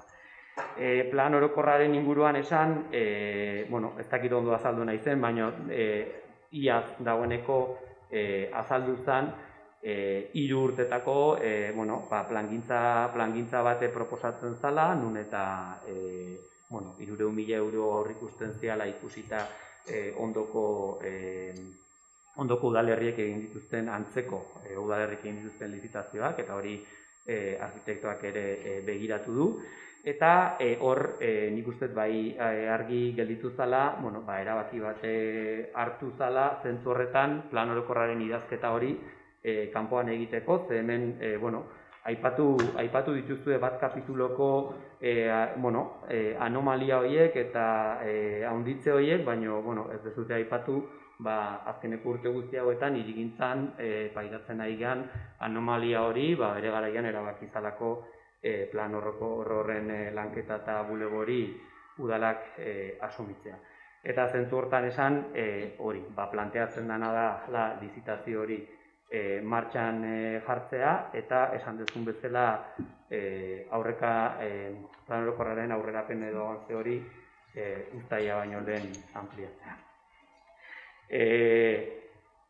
Ongizatean, nik uste dut aipatu dezula eta ez ditute azaltzen gehiago emango, pleno baino lehen gaur bertan zurekin bildu naizelako eta esan dizutelako egoera zein dan, eta zentzu horretan nik uste nahiko informatuta zaudela, eta larrialdietako pisuen inguruan esan iaz dagoeneko ez lehitu zitzaiola baina Ordiziko enpresa bati altzari guzti horiek jartzea eta jarri ez baldin badituzte jartzeke daude. Hori iaztik datorren esleipen bat da, naiz eta urten bilakatuko den, eta aurreikusten den 6.000 euroko partida txiki hori da, altzariak eta jarri dielako, baina ikusi behar dalako etxe horiek hornitu behar dira, esan nahi dut, altzaria zaratago, bajilla, behar dituzten gauza guzti horiek, eta gainea aipatzen dituzun horietan larrialdi etxea ez da Filipinak 13koa bakarrik antolatuko, baizik eta Aita Urdanetan dauden 2 etxe bizitzetan ere, 2 logela ditun bakar hortan planteatzen da eta horrela jarriko da sofa ohe bat jartzea egon gelan, eta bestean ere sukaldean faltazian sukaldeko mailak eta aulkiak ere hornituko dira, benetan zerbitzu hori emateko, eta horietaz gain aipatu duzun bezala, San Juanen badago bat, eta Urdaneta kalean beste bat, eta Joaquin Ibarbiakoa falta da eskritura sinatzea behingoz, udalak bereganatu, San Jose egoitzaren fundazio zar hori desmantelatu, eta erabakitzeko zer egiten den pisu horrekin dikit. Bai. Eta besterik, zentzu horretan ere, aipatu dituzun baita ere, Floreagako etxe bizitza horien inguruan, esan hasi diela edo badaudela ez dakit etorri dian, etortzekotan zeuden zundaketak egitea, garbitu dute pixkat hortzegone baratza eremu hori, hitz egin dugu Eusko Jaurlaritzarekin eta ia geoteknikoa egitekotan zundaketak sondeo horiek egingo dituzte geoteknikoa egin eta horrekin proiektuak bideratu ahal izateko. Eta kooperazio programan inguruan esan, hor partida hori mantentzen dela, iaz hitz egin gendun berrikuspen bat beharko zula orain arte egitakorrek, eta ikusi beharko da, ze aukera dauden laguntza hori bideratzeko zentzu hortan. Eta hitz egin dugu honi buruz ere bai, COVID-en inguruko laguntzak egoerari egokitu behar diala uste dugu. 2020an eman ditugunak modu paretsu batean jundia bai merkataritza eta ostalaritzaren bidetik. Egoera ere ziurrenik aldatu da. Merkataritzarako bonu horietan ere bai inkesta egin da, inkesta horien emaitza eta hau Tokiko Gobernu Batzordean ere komentatu dugu. Espero ezian emaitza batzuk ere jaso ditugu, hau da orokorrean merkatariek ez dute hobesten bono horiek dendetan banatzea, hasiera baten pentsatzen genuen bezala, eta ez dute hobesten ez da ere maximo bat jartzea. Hobeto aztertu beharko da inkesta hori, baina horre informazio bat jaso dugu, eta guzti horren arabera ikusi beharko da ze modutan eta ze bidetan antolatzen dian bono horiek. Eta nik uste dut horrekin erantzun. ni gauzatxo bat aipatu nahi nuke, Iñaki. El tema de los alquileres sociales, el apoyo, la ayuda, el pago de los alquileres a los jóvenes para la opción de emanciparse, no es algo que se ha descubierto, creo que también se hizo, se planteó, se puso dinero, ese dinero que viene destinado del recargo del IBI está ahí, no se ha invertido en eso, se ha gastado en otras cosas. Y lo que se pretende, lo mismo que con el mapa del amianto, que también es una historia de no sé qué siglo me has dicho, bueno, lo que se necesita es voluntad política para ejecutarlo. Y eso es lo que se pretende con estas aportaciones. Es decir, si hay voluntad política, las cosas se hacen. Y luego, respecto de la vacunación, ¿no? Que no sé por dónde... Medicus Mundi está haciendo un programa ahora ya directamente con las vacunaciones de la tuberculosis. No me estoy inventando, es decir, no son las que no se ponen, sino las que no se ponen, y ayúdanos, ¿no? Por ejemplo, es simplemente dos apreciaciones al comentario que has hecho. Bueno, bozkatzen dugu, besterik ez dago.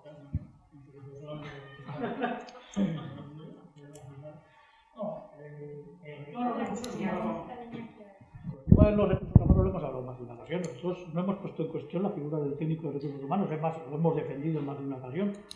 Y también hemos aceptado que esas funciones de jefe de servicios y de aparejador pues, se contemplen de la forma dividida, ¿no? Lo hemos defendido. Lo que no defendemos es la forma en que se está haciendo.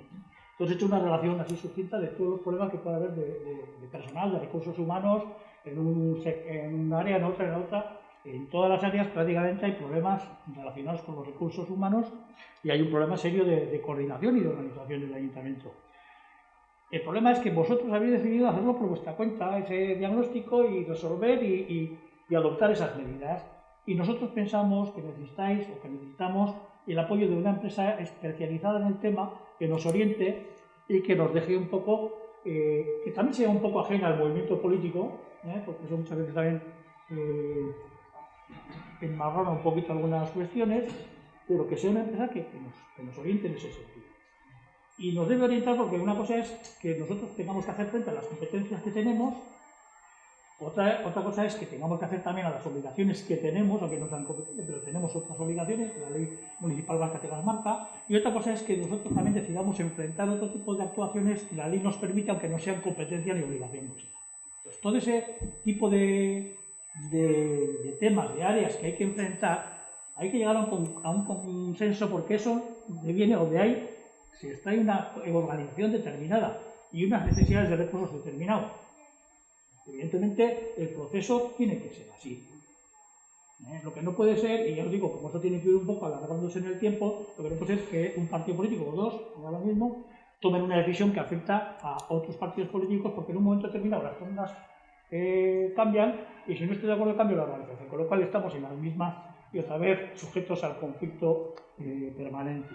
Yo creo que tenéis que hacer un esfuerzo por esa reflexión con los demás partidos políticos, a aceptar esa ayuda externa y ponerse un plazo para que esa nueva organización de ahí pueda extraerse un poco el trabajo de las diferentes áreas y los recursos humanos que hay que hacer o que hay que utilizar para llevarlo a cabo.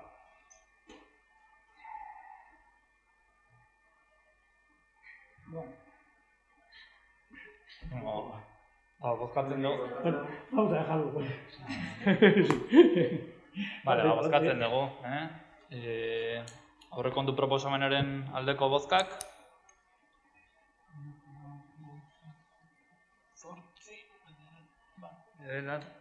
Aldeko okerez banago, Vale, aurka.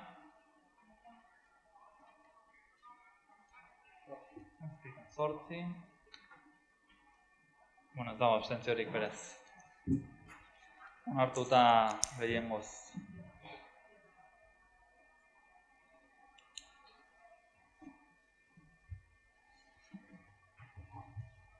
Laugarren puntura pasatzen gea, eta bueno, hemen aipatu da dagoeneko aurreko puntuan, komunikazio arduraren behin-behineko lanpostuen jardunaldia handitzeko proposamen bat ekartzen da. Proposamen hori hemen dago, proposamen hortan justifikatzen da eta aipatzen da horren beharra. Zentzu hortan argi dago kasu honetan ere erabateko iritzi kontrajarriak ditugula. Proposamen hortan jaso da zer dan egitea proposatzen dana, zer dagoen egiteko eta zergatik proposatzen den handitze hori, eta zentzu hortan nik bakarrik adierazi eta orain arte horrela izan dan zalantzarik ez daukat, komunikazio arduradun horrek udalaren komunikazio instituzionala egiten duela eta ez inondik inoa komunikazio politiko bat. Eta zentzu hortan komunikazio estrategian hor planteatzen dian hildo horietan ere planteatzen den moduan ere ez dela inondik inora horrelako ezer planteatzen. Hor azterketa bat egin daiteke eta kontatu daiteke baita ere, azkeneko hilabeteetan eta legegintzaldi honen hasieratik zein izan den euskarri eta esparru ezberdinetan udalak eukidun intzidentzia eta presentzia, baita ere ze zerbitzu berri jarri irian. COVID-19 honek ere zerbait ekarri baldin badu da komunikatiboki eta herritarrak informatzeko ze urrats berri eman behar ditugun, ze kanal berri iriki ditugun, iriki da WhatsAppa, berritu da webguneare berritzen ari da, lanketa bateratu bat egiten ari da baita ere arreta bulegotik eta tramitatu daitezkeen eskaera guzti horiek ere kudeatzeko. Eta, ez naiz gehiegi sakonduko zentzu horretan, eta, azkenean, uste dugu, hasieran esan gendun, ez gendula, osaketa plenoan ere esan gendun, gardentasun guztiz eta aurpegia ematera gentozela eta gauzak ziren bezala azaltzera gentozela, ez gendula ezer atzeko atetik egiteko asmorik, eta oraingo hontan proposamen honekin ere hori da dakarkiguna.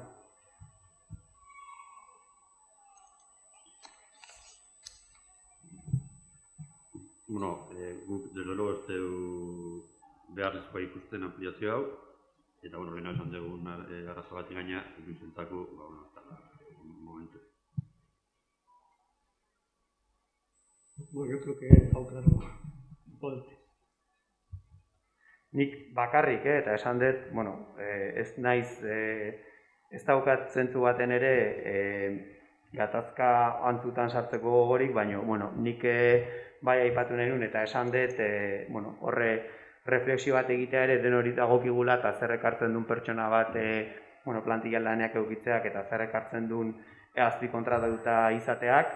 Legegintzaldi hasieran esan gendun eta gaur ere hortan berresten naiz. Nik bakarrik datuak ikusita eta parekatuta, esan aurreko legegintzaldian, sine die luzatu zala kontratu txiki bat, 10 hilabetetakoa izan behar zana, eta azkenean urtero 26.000 euro inguruko ez 26.012 euroko kostua izan zuna, kontratu txikirik gabe, kontratu txikiaren munta 18.000 euro gehi, 21.780 gaindituta, eta hortaz aparte baita azpikontratatzen zala aldizkaria egitea, beste 19.000 eurotan, eta horrek urtean 45.000 euroko kostu bat izango zula, eta guantxe planteatzen ari gehan handitze honekin egie da igoera bat ematen dela, baino komunikazioko arduradunarekin, eta naiz eta horre aurrekontuan 15.000 euro aurrikusi zien aldizkarirako badaukago ia 4 aldizkaritarako 9.500 euroko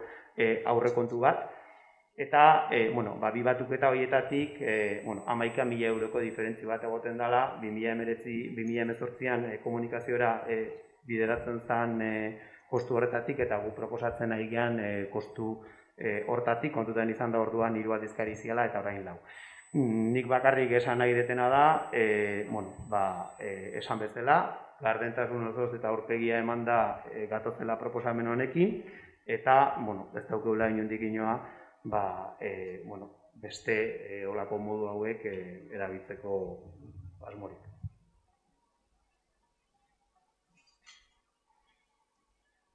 Bozkatzen dugu. Aldeko bozkak.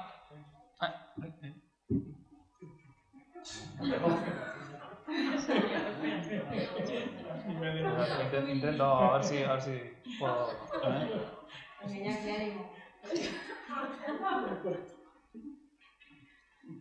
No he corrido lo suficiente. Sí, ez? Bai, beratzi. Bai, aurka? Zortzi. Onartuta gehiengoz.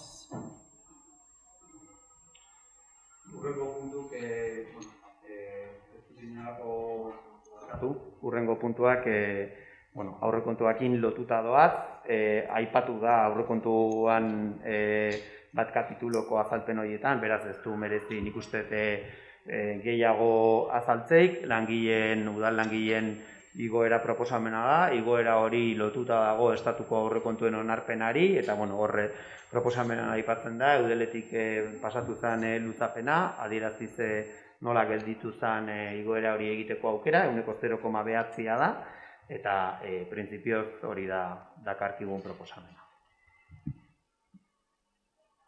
Zerbait. Bozkatzen dugu orduan, aldeko bozkak. Hau batez.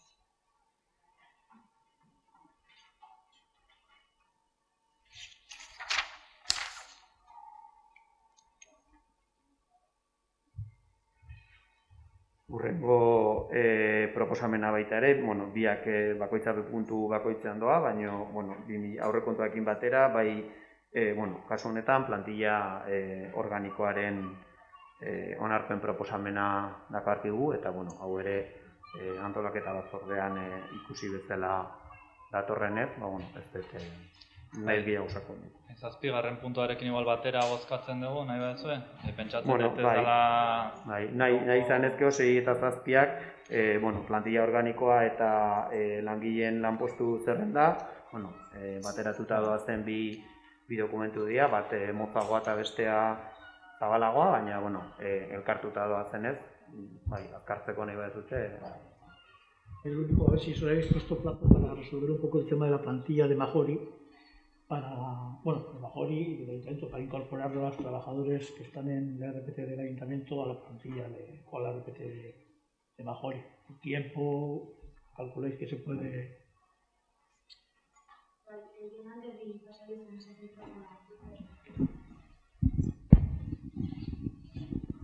No, Iñaki ya te comentaba antes también que se quería traer hoy, pero el IDE no ha estimado conveniente o no nos daba tiempo a presentar hoy, pero hemos cogido el compromiso de en cuanto había que hacer algún chostén y para mayo o en cuanto pueda se traerá, en cuanto a Majori,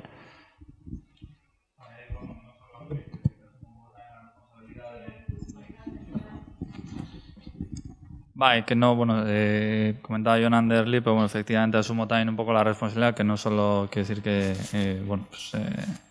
al final había una propuesta para regularizar y lo único que es verdad que hay que hacer una serie de, por lo menos algún informe que recopile un poco el histórico de que, claro, al final tenemos una RPT en la que hay un único trabajador, pero la realidad es que hay más trabajadores, ¿no? Entonces, recoger de alguna forma y estudiar a través de la documentación que tenemos en el archivo cuándo y cómo han entrado esas personas a trabajar en Majori para que, a través de esa memoria o de ese informe luego quede justificado en el expediente eso, ¿no? Y eso, requiere un tiempo que por desgracia no hemos tenido.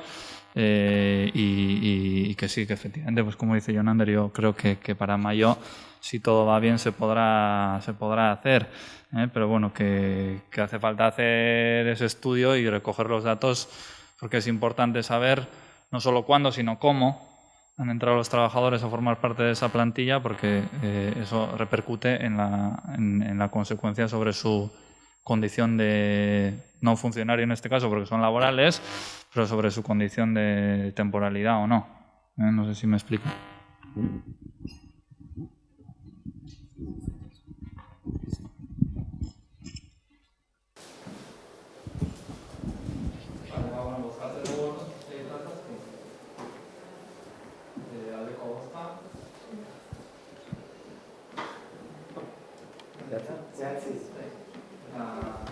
Kontra? 8.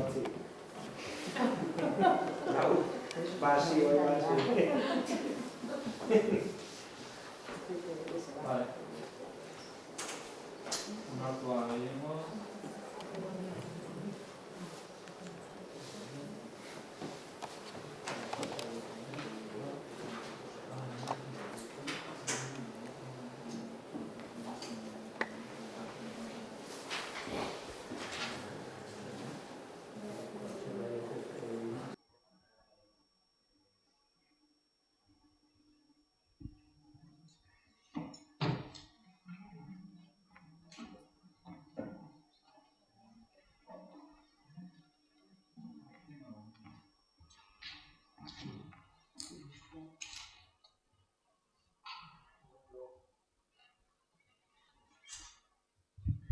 Hurrengo bi proposamenak xehetasun azterlanen behin betiko onarpenak die, xehetasun azterlanak, estudio detalle, hirigintza planeamenduko instrumentu bezala, bere prozedura daukete, hasierako onarpena tokiko gobernu batzordean eman zitzaien bere garaian, bere erakustaldi publikoko epea dute, eta epe horretan alegaziorik edo baldin badago, erantzun beharra dago, eta behin betiko onarpen hori plenora dator.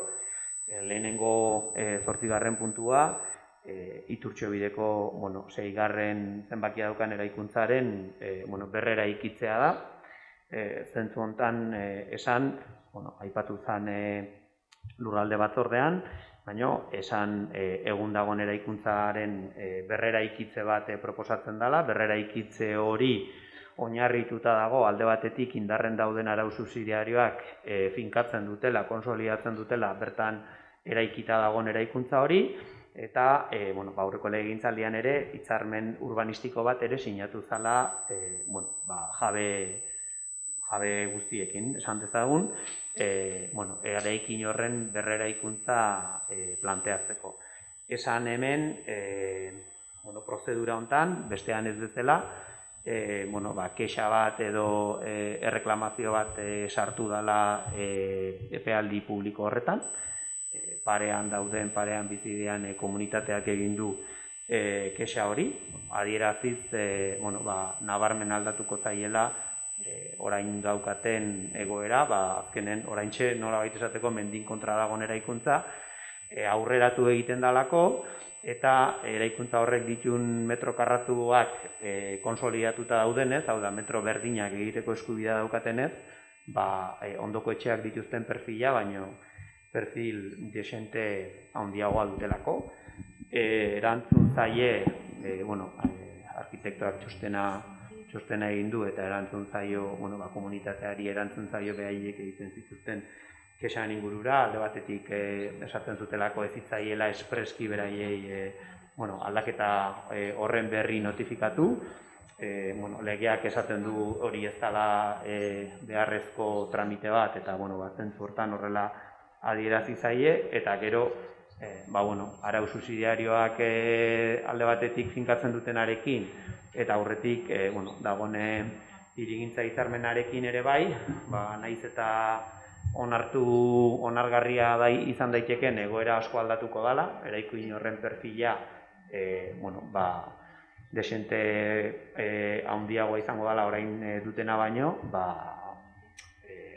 gauza gutxi egin daitezke zentzu hortan, hirigintzak horrela baimentzen dulako. Zentzu hortan esan bakarrik, bai planteatu zitzaiola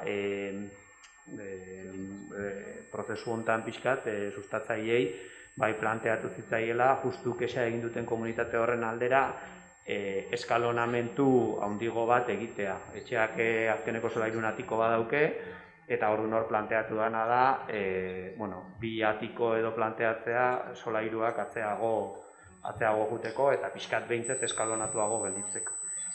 Hori bakarrik esan, eta zentzu hortan dauden txostenak ikusita,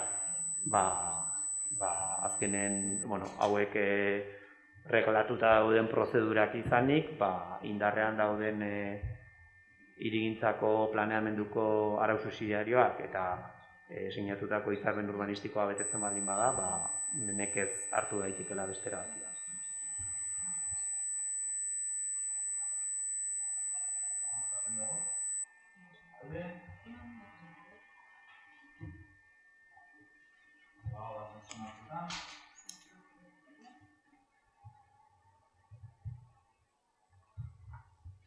Bederatzigarren puntua, beste xehetasun azterlan bat da, baina hau zentzu baten nolabait esateko erresagoa, konplikazio gutxiagorekin, eraiki gabeko San Juan eremuko partzela bat da, eta pixkate ulertzeko partzela hori aldapan kokatzen da, Otatzan eraikita dagoen azpiko eskinan, eta hor gertatzen dena da, indarrean dagoen plan partzialak markatzen dituen kotetan, solairuaren altura finkatzen do, erdiko puntutik, baina bi portal egongo die, eta orduan hor azkenen, aldapa igotzen doan einen, desajuste txiki bat ematen zen, gelditzen zalako hor lehenengo pisu hori oso kaleko mailan, eta orduan planteatzen dena da pixka bat altura horiek aldapari egokitzeko ajustatzea.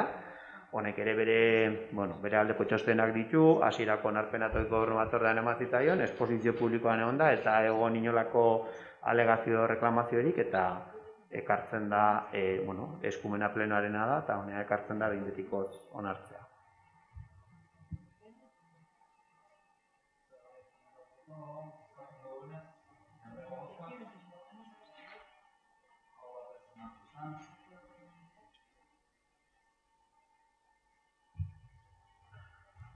Hamargarren puntuan, hitza Ainoari utziko diot, nik uste beak azaltzeko, Ordiziako emakumeen eta gizonen berdintasunerako hirugarren plana, hirugarrena da, 2021-2024ko EPEA hartzen duna onartzeko proposamena. Zuten zai?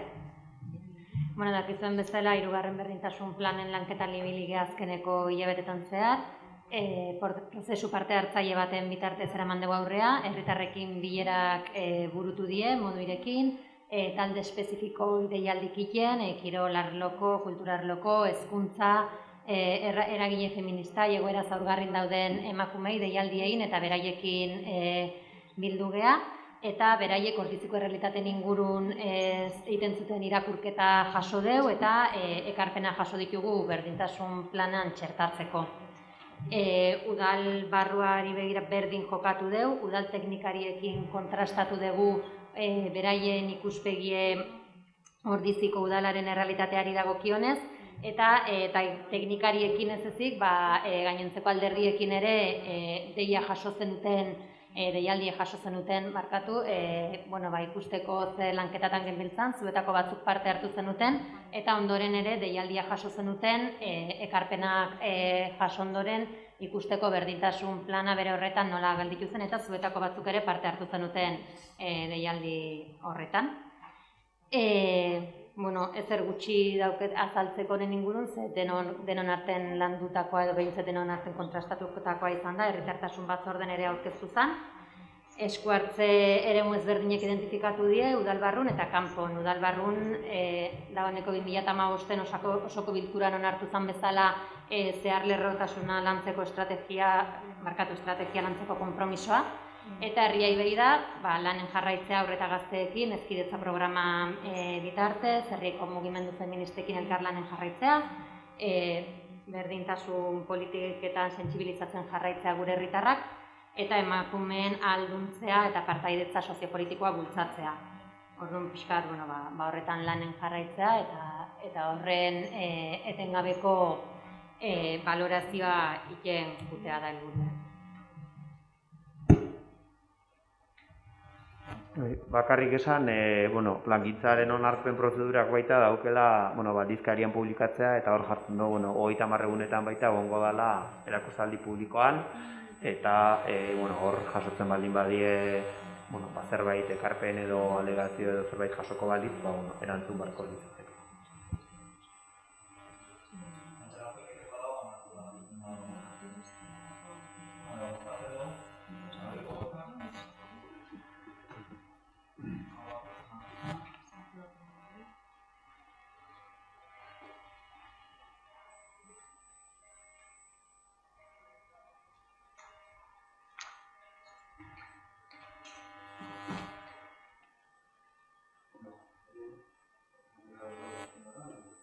Hamaikagarren puntua da, hitza, pixabiri pasako diot pixkat hobeto azaltzeko, baino aurrekaritan pixkate komentatzeko, urtero leno aipatu den garapeneko partida horretatik laguntzak ematen die proiektu ezberdinetarako.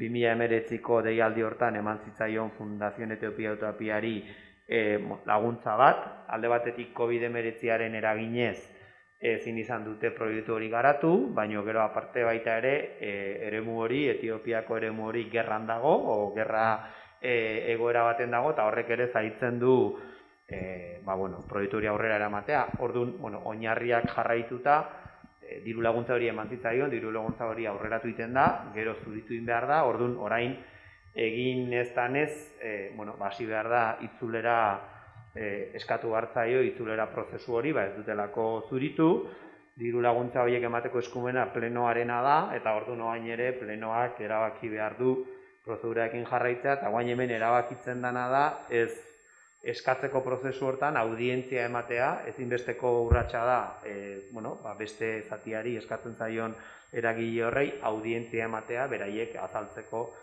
zergatik eta nola, eta ez duten hori egin ari izan, orduan, oaintxe erabakitzen duguna hori da. Da, Etiopia Utopia erakunde horri audientzia ematea, 15 egunetan, beren ikuspuntu hori adierazteko.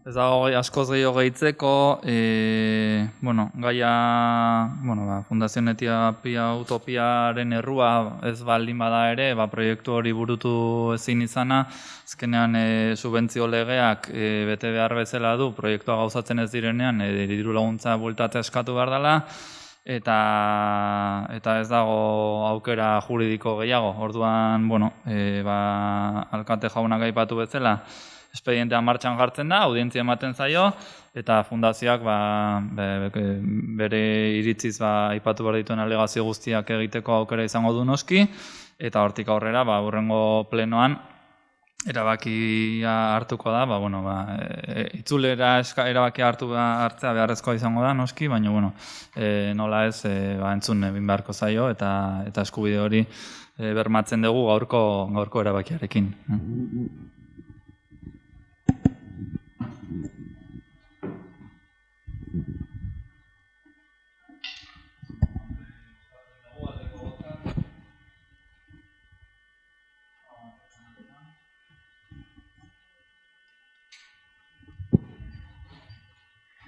Hamabigarren puntua, Ordizia orainek aurkeztutako errepublikaren aldeko mozioa da, eta ondorioz hitza Irasokiari emango diot. Bai, urtero bezala, oraindik egun batzuk falta die, desente gaineaz, errepublika eguna aiatzeko, eta urtero bezala, ikurriña eta errepublika bandera jartzea eskatzen dugu udaletxeko balkoian. Pixkat hori jasteko eta ikusita zein egoera pasatzen egia monarkiakin Espainia mailan, eta hemen nola ez da, olako mozioa, olako deklarazioa aurkeztu dugu zuen honen ditzikin. Republicanos de toda condición, comprometidos con los ideales de justicia, libertad, igualdad y fraternidad, herederos del legado social, cultural y emancipador que tuvo la Segunda República, manifestamos nuestro más firme rechazo al modo en el que la actual Constitución impone a todos los pueblos y ciudadanía una monarquía heredera directa de la dictadura de Franco. Asimismo, no podemos aceptar que niegue a la ciudadanía la posibilidad de elegir la forma de Estado. Ordiziako udalak adierazpen instituzional hau onartzen. Gaur egungo Espainiako estatuan, erregimen errepublikanoa izango litzateke eskubide eta askatasun demokratikoak defendatzeko esparrurik onena. Ordiziako udalak dei egiten die, udalerriko gizon eta emakume guztiei errepublikaren memoria eta balioak defendatzeko eta aldarrikapen horrekin lotutako ekitaldi guztietan parte hartzeko. Giza eskubideak, zibila, politikok, sozialak eta ingurumenekoak eta Espainiar estatuko herrien erabaki eskubidea aitortuz egitaratu beharko da. Demokrazia erradikal eta parte hartzailea planteatzen dugu Estatu Errepublikarren ereduaren esparruan. Humanismo laikoaren baliotan oinarritutako estatu eredu baten alde egiten dugu, kontzientzia askatasun absolutuaren printzipioan oinarritzen dena. Declaramos agotado el modelo de Estado actual y llamamos a la ciudadanía a demandar la reforma de la Constitución y la convocatoria de un referéndum donde sean los ciudadanos y las ciudadanas quienes decidan con los votos democráticos la forma de Estado que prefieren para el Estado español.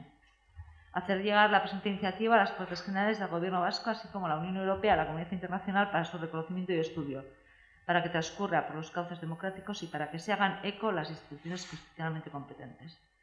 Y como cuarto, se cuelga en el balcón del Ayuntamiento la bandera republicana junto a la iconía entre los días 13 y 14 de abril.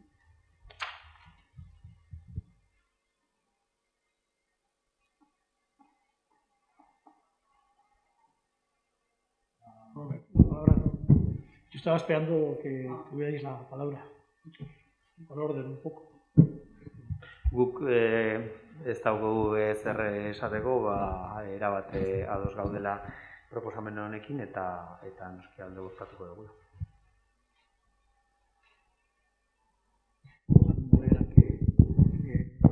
Que Abertzale se introduzca en los temas del Estado español de esta forma.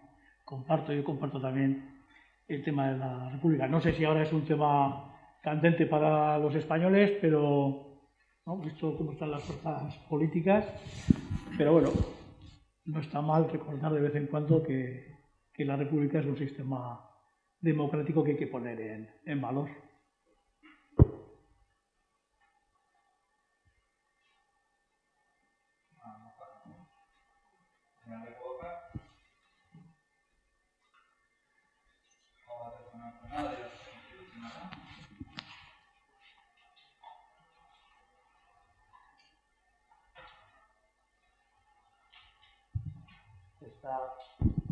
Me gustaría profundizar en el tema, pero voy a retirar la moción porque ya me informaron que desde el Departamento de Medio Ambiente habíais hecho ya algunas gestiones al respecto, entonces bueno, retiro la moción.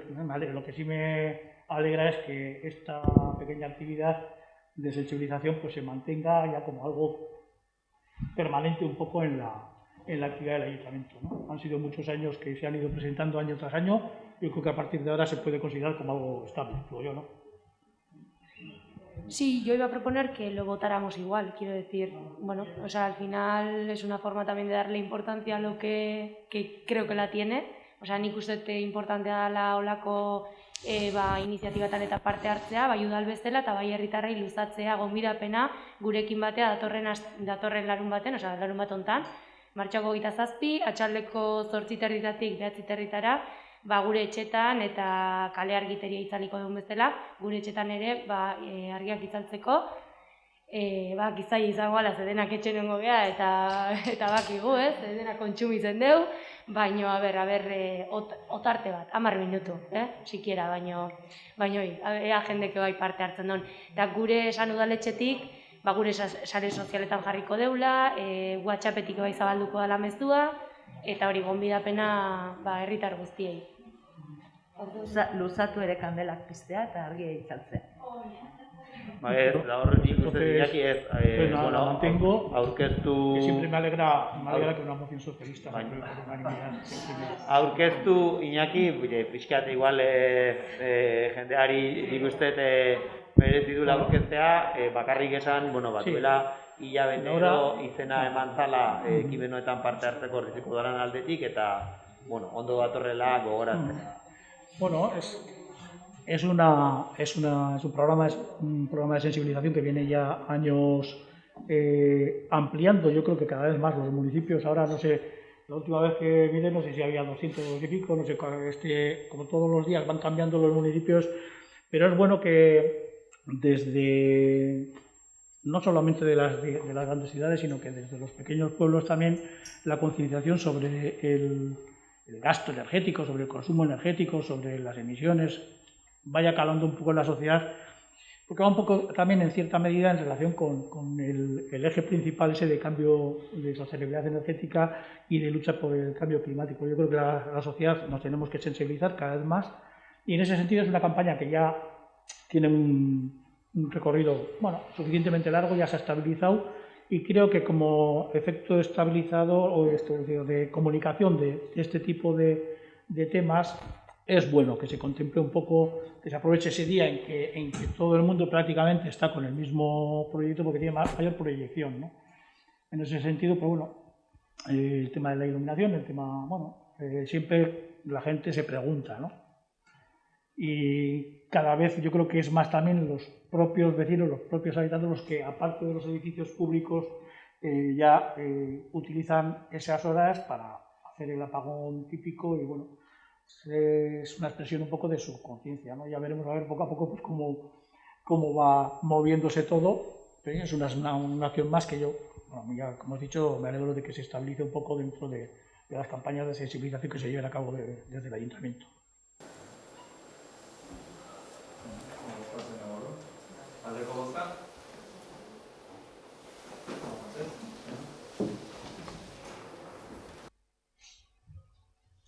Eta bukatzeko azkeneko puntua, ohiko pleno guztietan bezala, galde erreguena da. Nik gauz pare bat ditut. Bere garaien irakurri nizuen, pleno baten zuek aurkeztutako energia larri buruzko erabaki bat, zuek erabakitakoa, eta berriro irakurriko dizuet. Mozioarrek zion, hemendik aurrera energia larreko mankomunitatean garrantzizkoak diren gaietan batik bat, urtero onartu beharrezko plangintza, lanak eta aurrekontuak Ordiziako udalak hartu beharreko erabakiak dagokion sailean landu eta osoko bilkuran onartu daitezela Ordiziako udaleko erabakiak mankomunitatera eraman aurretik. Atzo usten dut ez, hemen horitzen ni, eta aurrekontuk tratatu ziren, eta ni dakidala hemendik ez dira pasau. Eta gaina, enteratu behar izatea, beste parteido batzugatik, ez udalako. Ez hemen berri ematen dalako. Nik hor, dagokion zati baten, aitortzen dizute egiten duzun kexa hori, adierazita arrapaladan eta zentzu baten presaka deitu behar izan zala, zuzendaritza batzorde hori gehien bat ikusita baita ere, idazkariaren azkeneko egunak gaurkoa zala, lehen etxizalako aurrekontu hori onartuta uztea, baina hor bai aipatu nahiko nuke, aipatu dala bai tokiko gobernu batzordean eta baita ere aurrekontuaren azalpenak eman zirenean, eta aurrekontuan jasotzen da, ez dut esaten aurrekontu guztia jaso danik, baina hor bai aipatu dira garrantzitsuenak dien bi alderdi Ordiziako udalari dagokionez, eta bat da ekarpenaren handitzea, inbertsioak kofinantziazio bidez egin beharko dielako, eta bestea da baita ere tokiko gobernu batzordean azaldu zan bezala, ze eragin daukan Nirioko mankomunitateak Ordiziako udalari ordaintzen dion ekarpenak, bertako langileek egiten dituzten lanengatik eta horre egindan zuzenketa edo tokiko gobernu batzordean planteatu zen, baino egia da horren erabakia mankomunitatearen azala eta horregatik eraman zen mankomunitatea. Bai, adur. Baina irakurri detenan, esaten do, Enerio Aralarreko mankomunitateko aurrekontuk osoko bilkurati pasatu behar diela. Nik atzo ikusten ditun, hemen, aurkeztu ziela Enerio Aralarren aurrekontuk, 2021ko aurrekontuk, eta hemendik ez pasau. Eta bai, egia da, ekarpena jarrita daula, baina aurrekontu buruz hemendik ez da pasau. Eta ez da zuen gauza bakarrik, zuena ere bada. Nik oain ez dakit ondo iruditzen zazuen beste ez pasatzea, bere garaien gaitz iruditzen zitzaizuenen. Ni ikasi dut gauzatxo bat, hemen etxe santu honetan sartu nintzenen momentutik. Ez nahi sartuko historio horietan. Zen, historio horietan sartzen baldin magean, hortxe utziko eta. Mila, ez da historio horietan sartzea?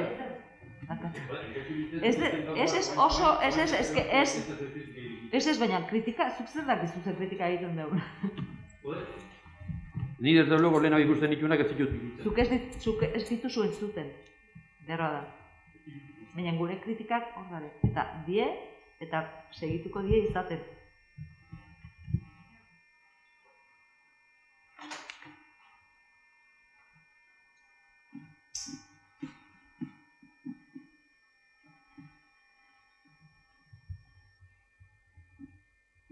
Galdera guri?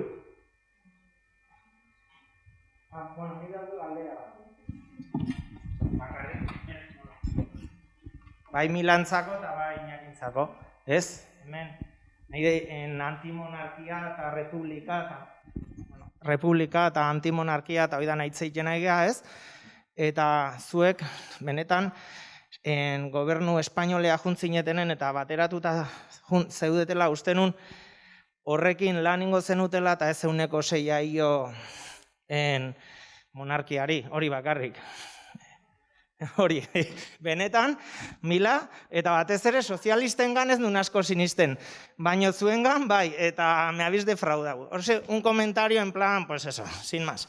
Que tenía la espinita zuek hori ekarri eta nire ustez hori ere beste kontraesan bada, Enerio Aralar bezala eta beste asko bezala.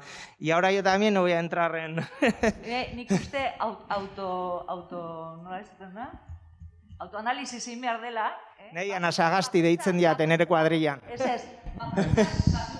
Yo estoy casi de acuerdo contigo y... ¿Nosotros? Sí, a claro. A ver. Ez dut bukatu, esaten nahi nintzen autoanalizia egin behar dela, eta bakoitza kontradizioa ere lehenengoz aipatu, eta behar bada gero bestekin sartu. Hala eta guztiz ere Madrid handau, eta ni nago orditzin, eta nire herri koskorrean, bale? Mier. Joseba.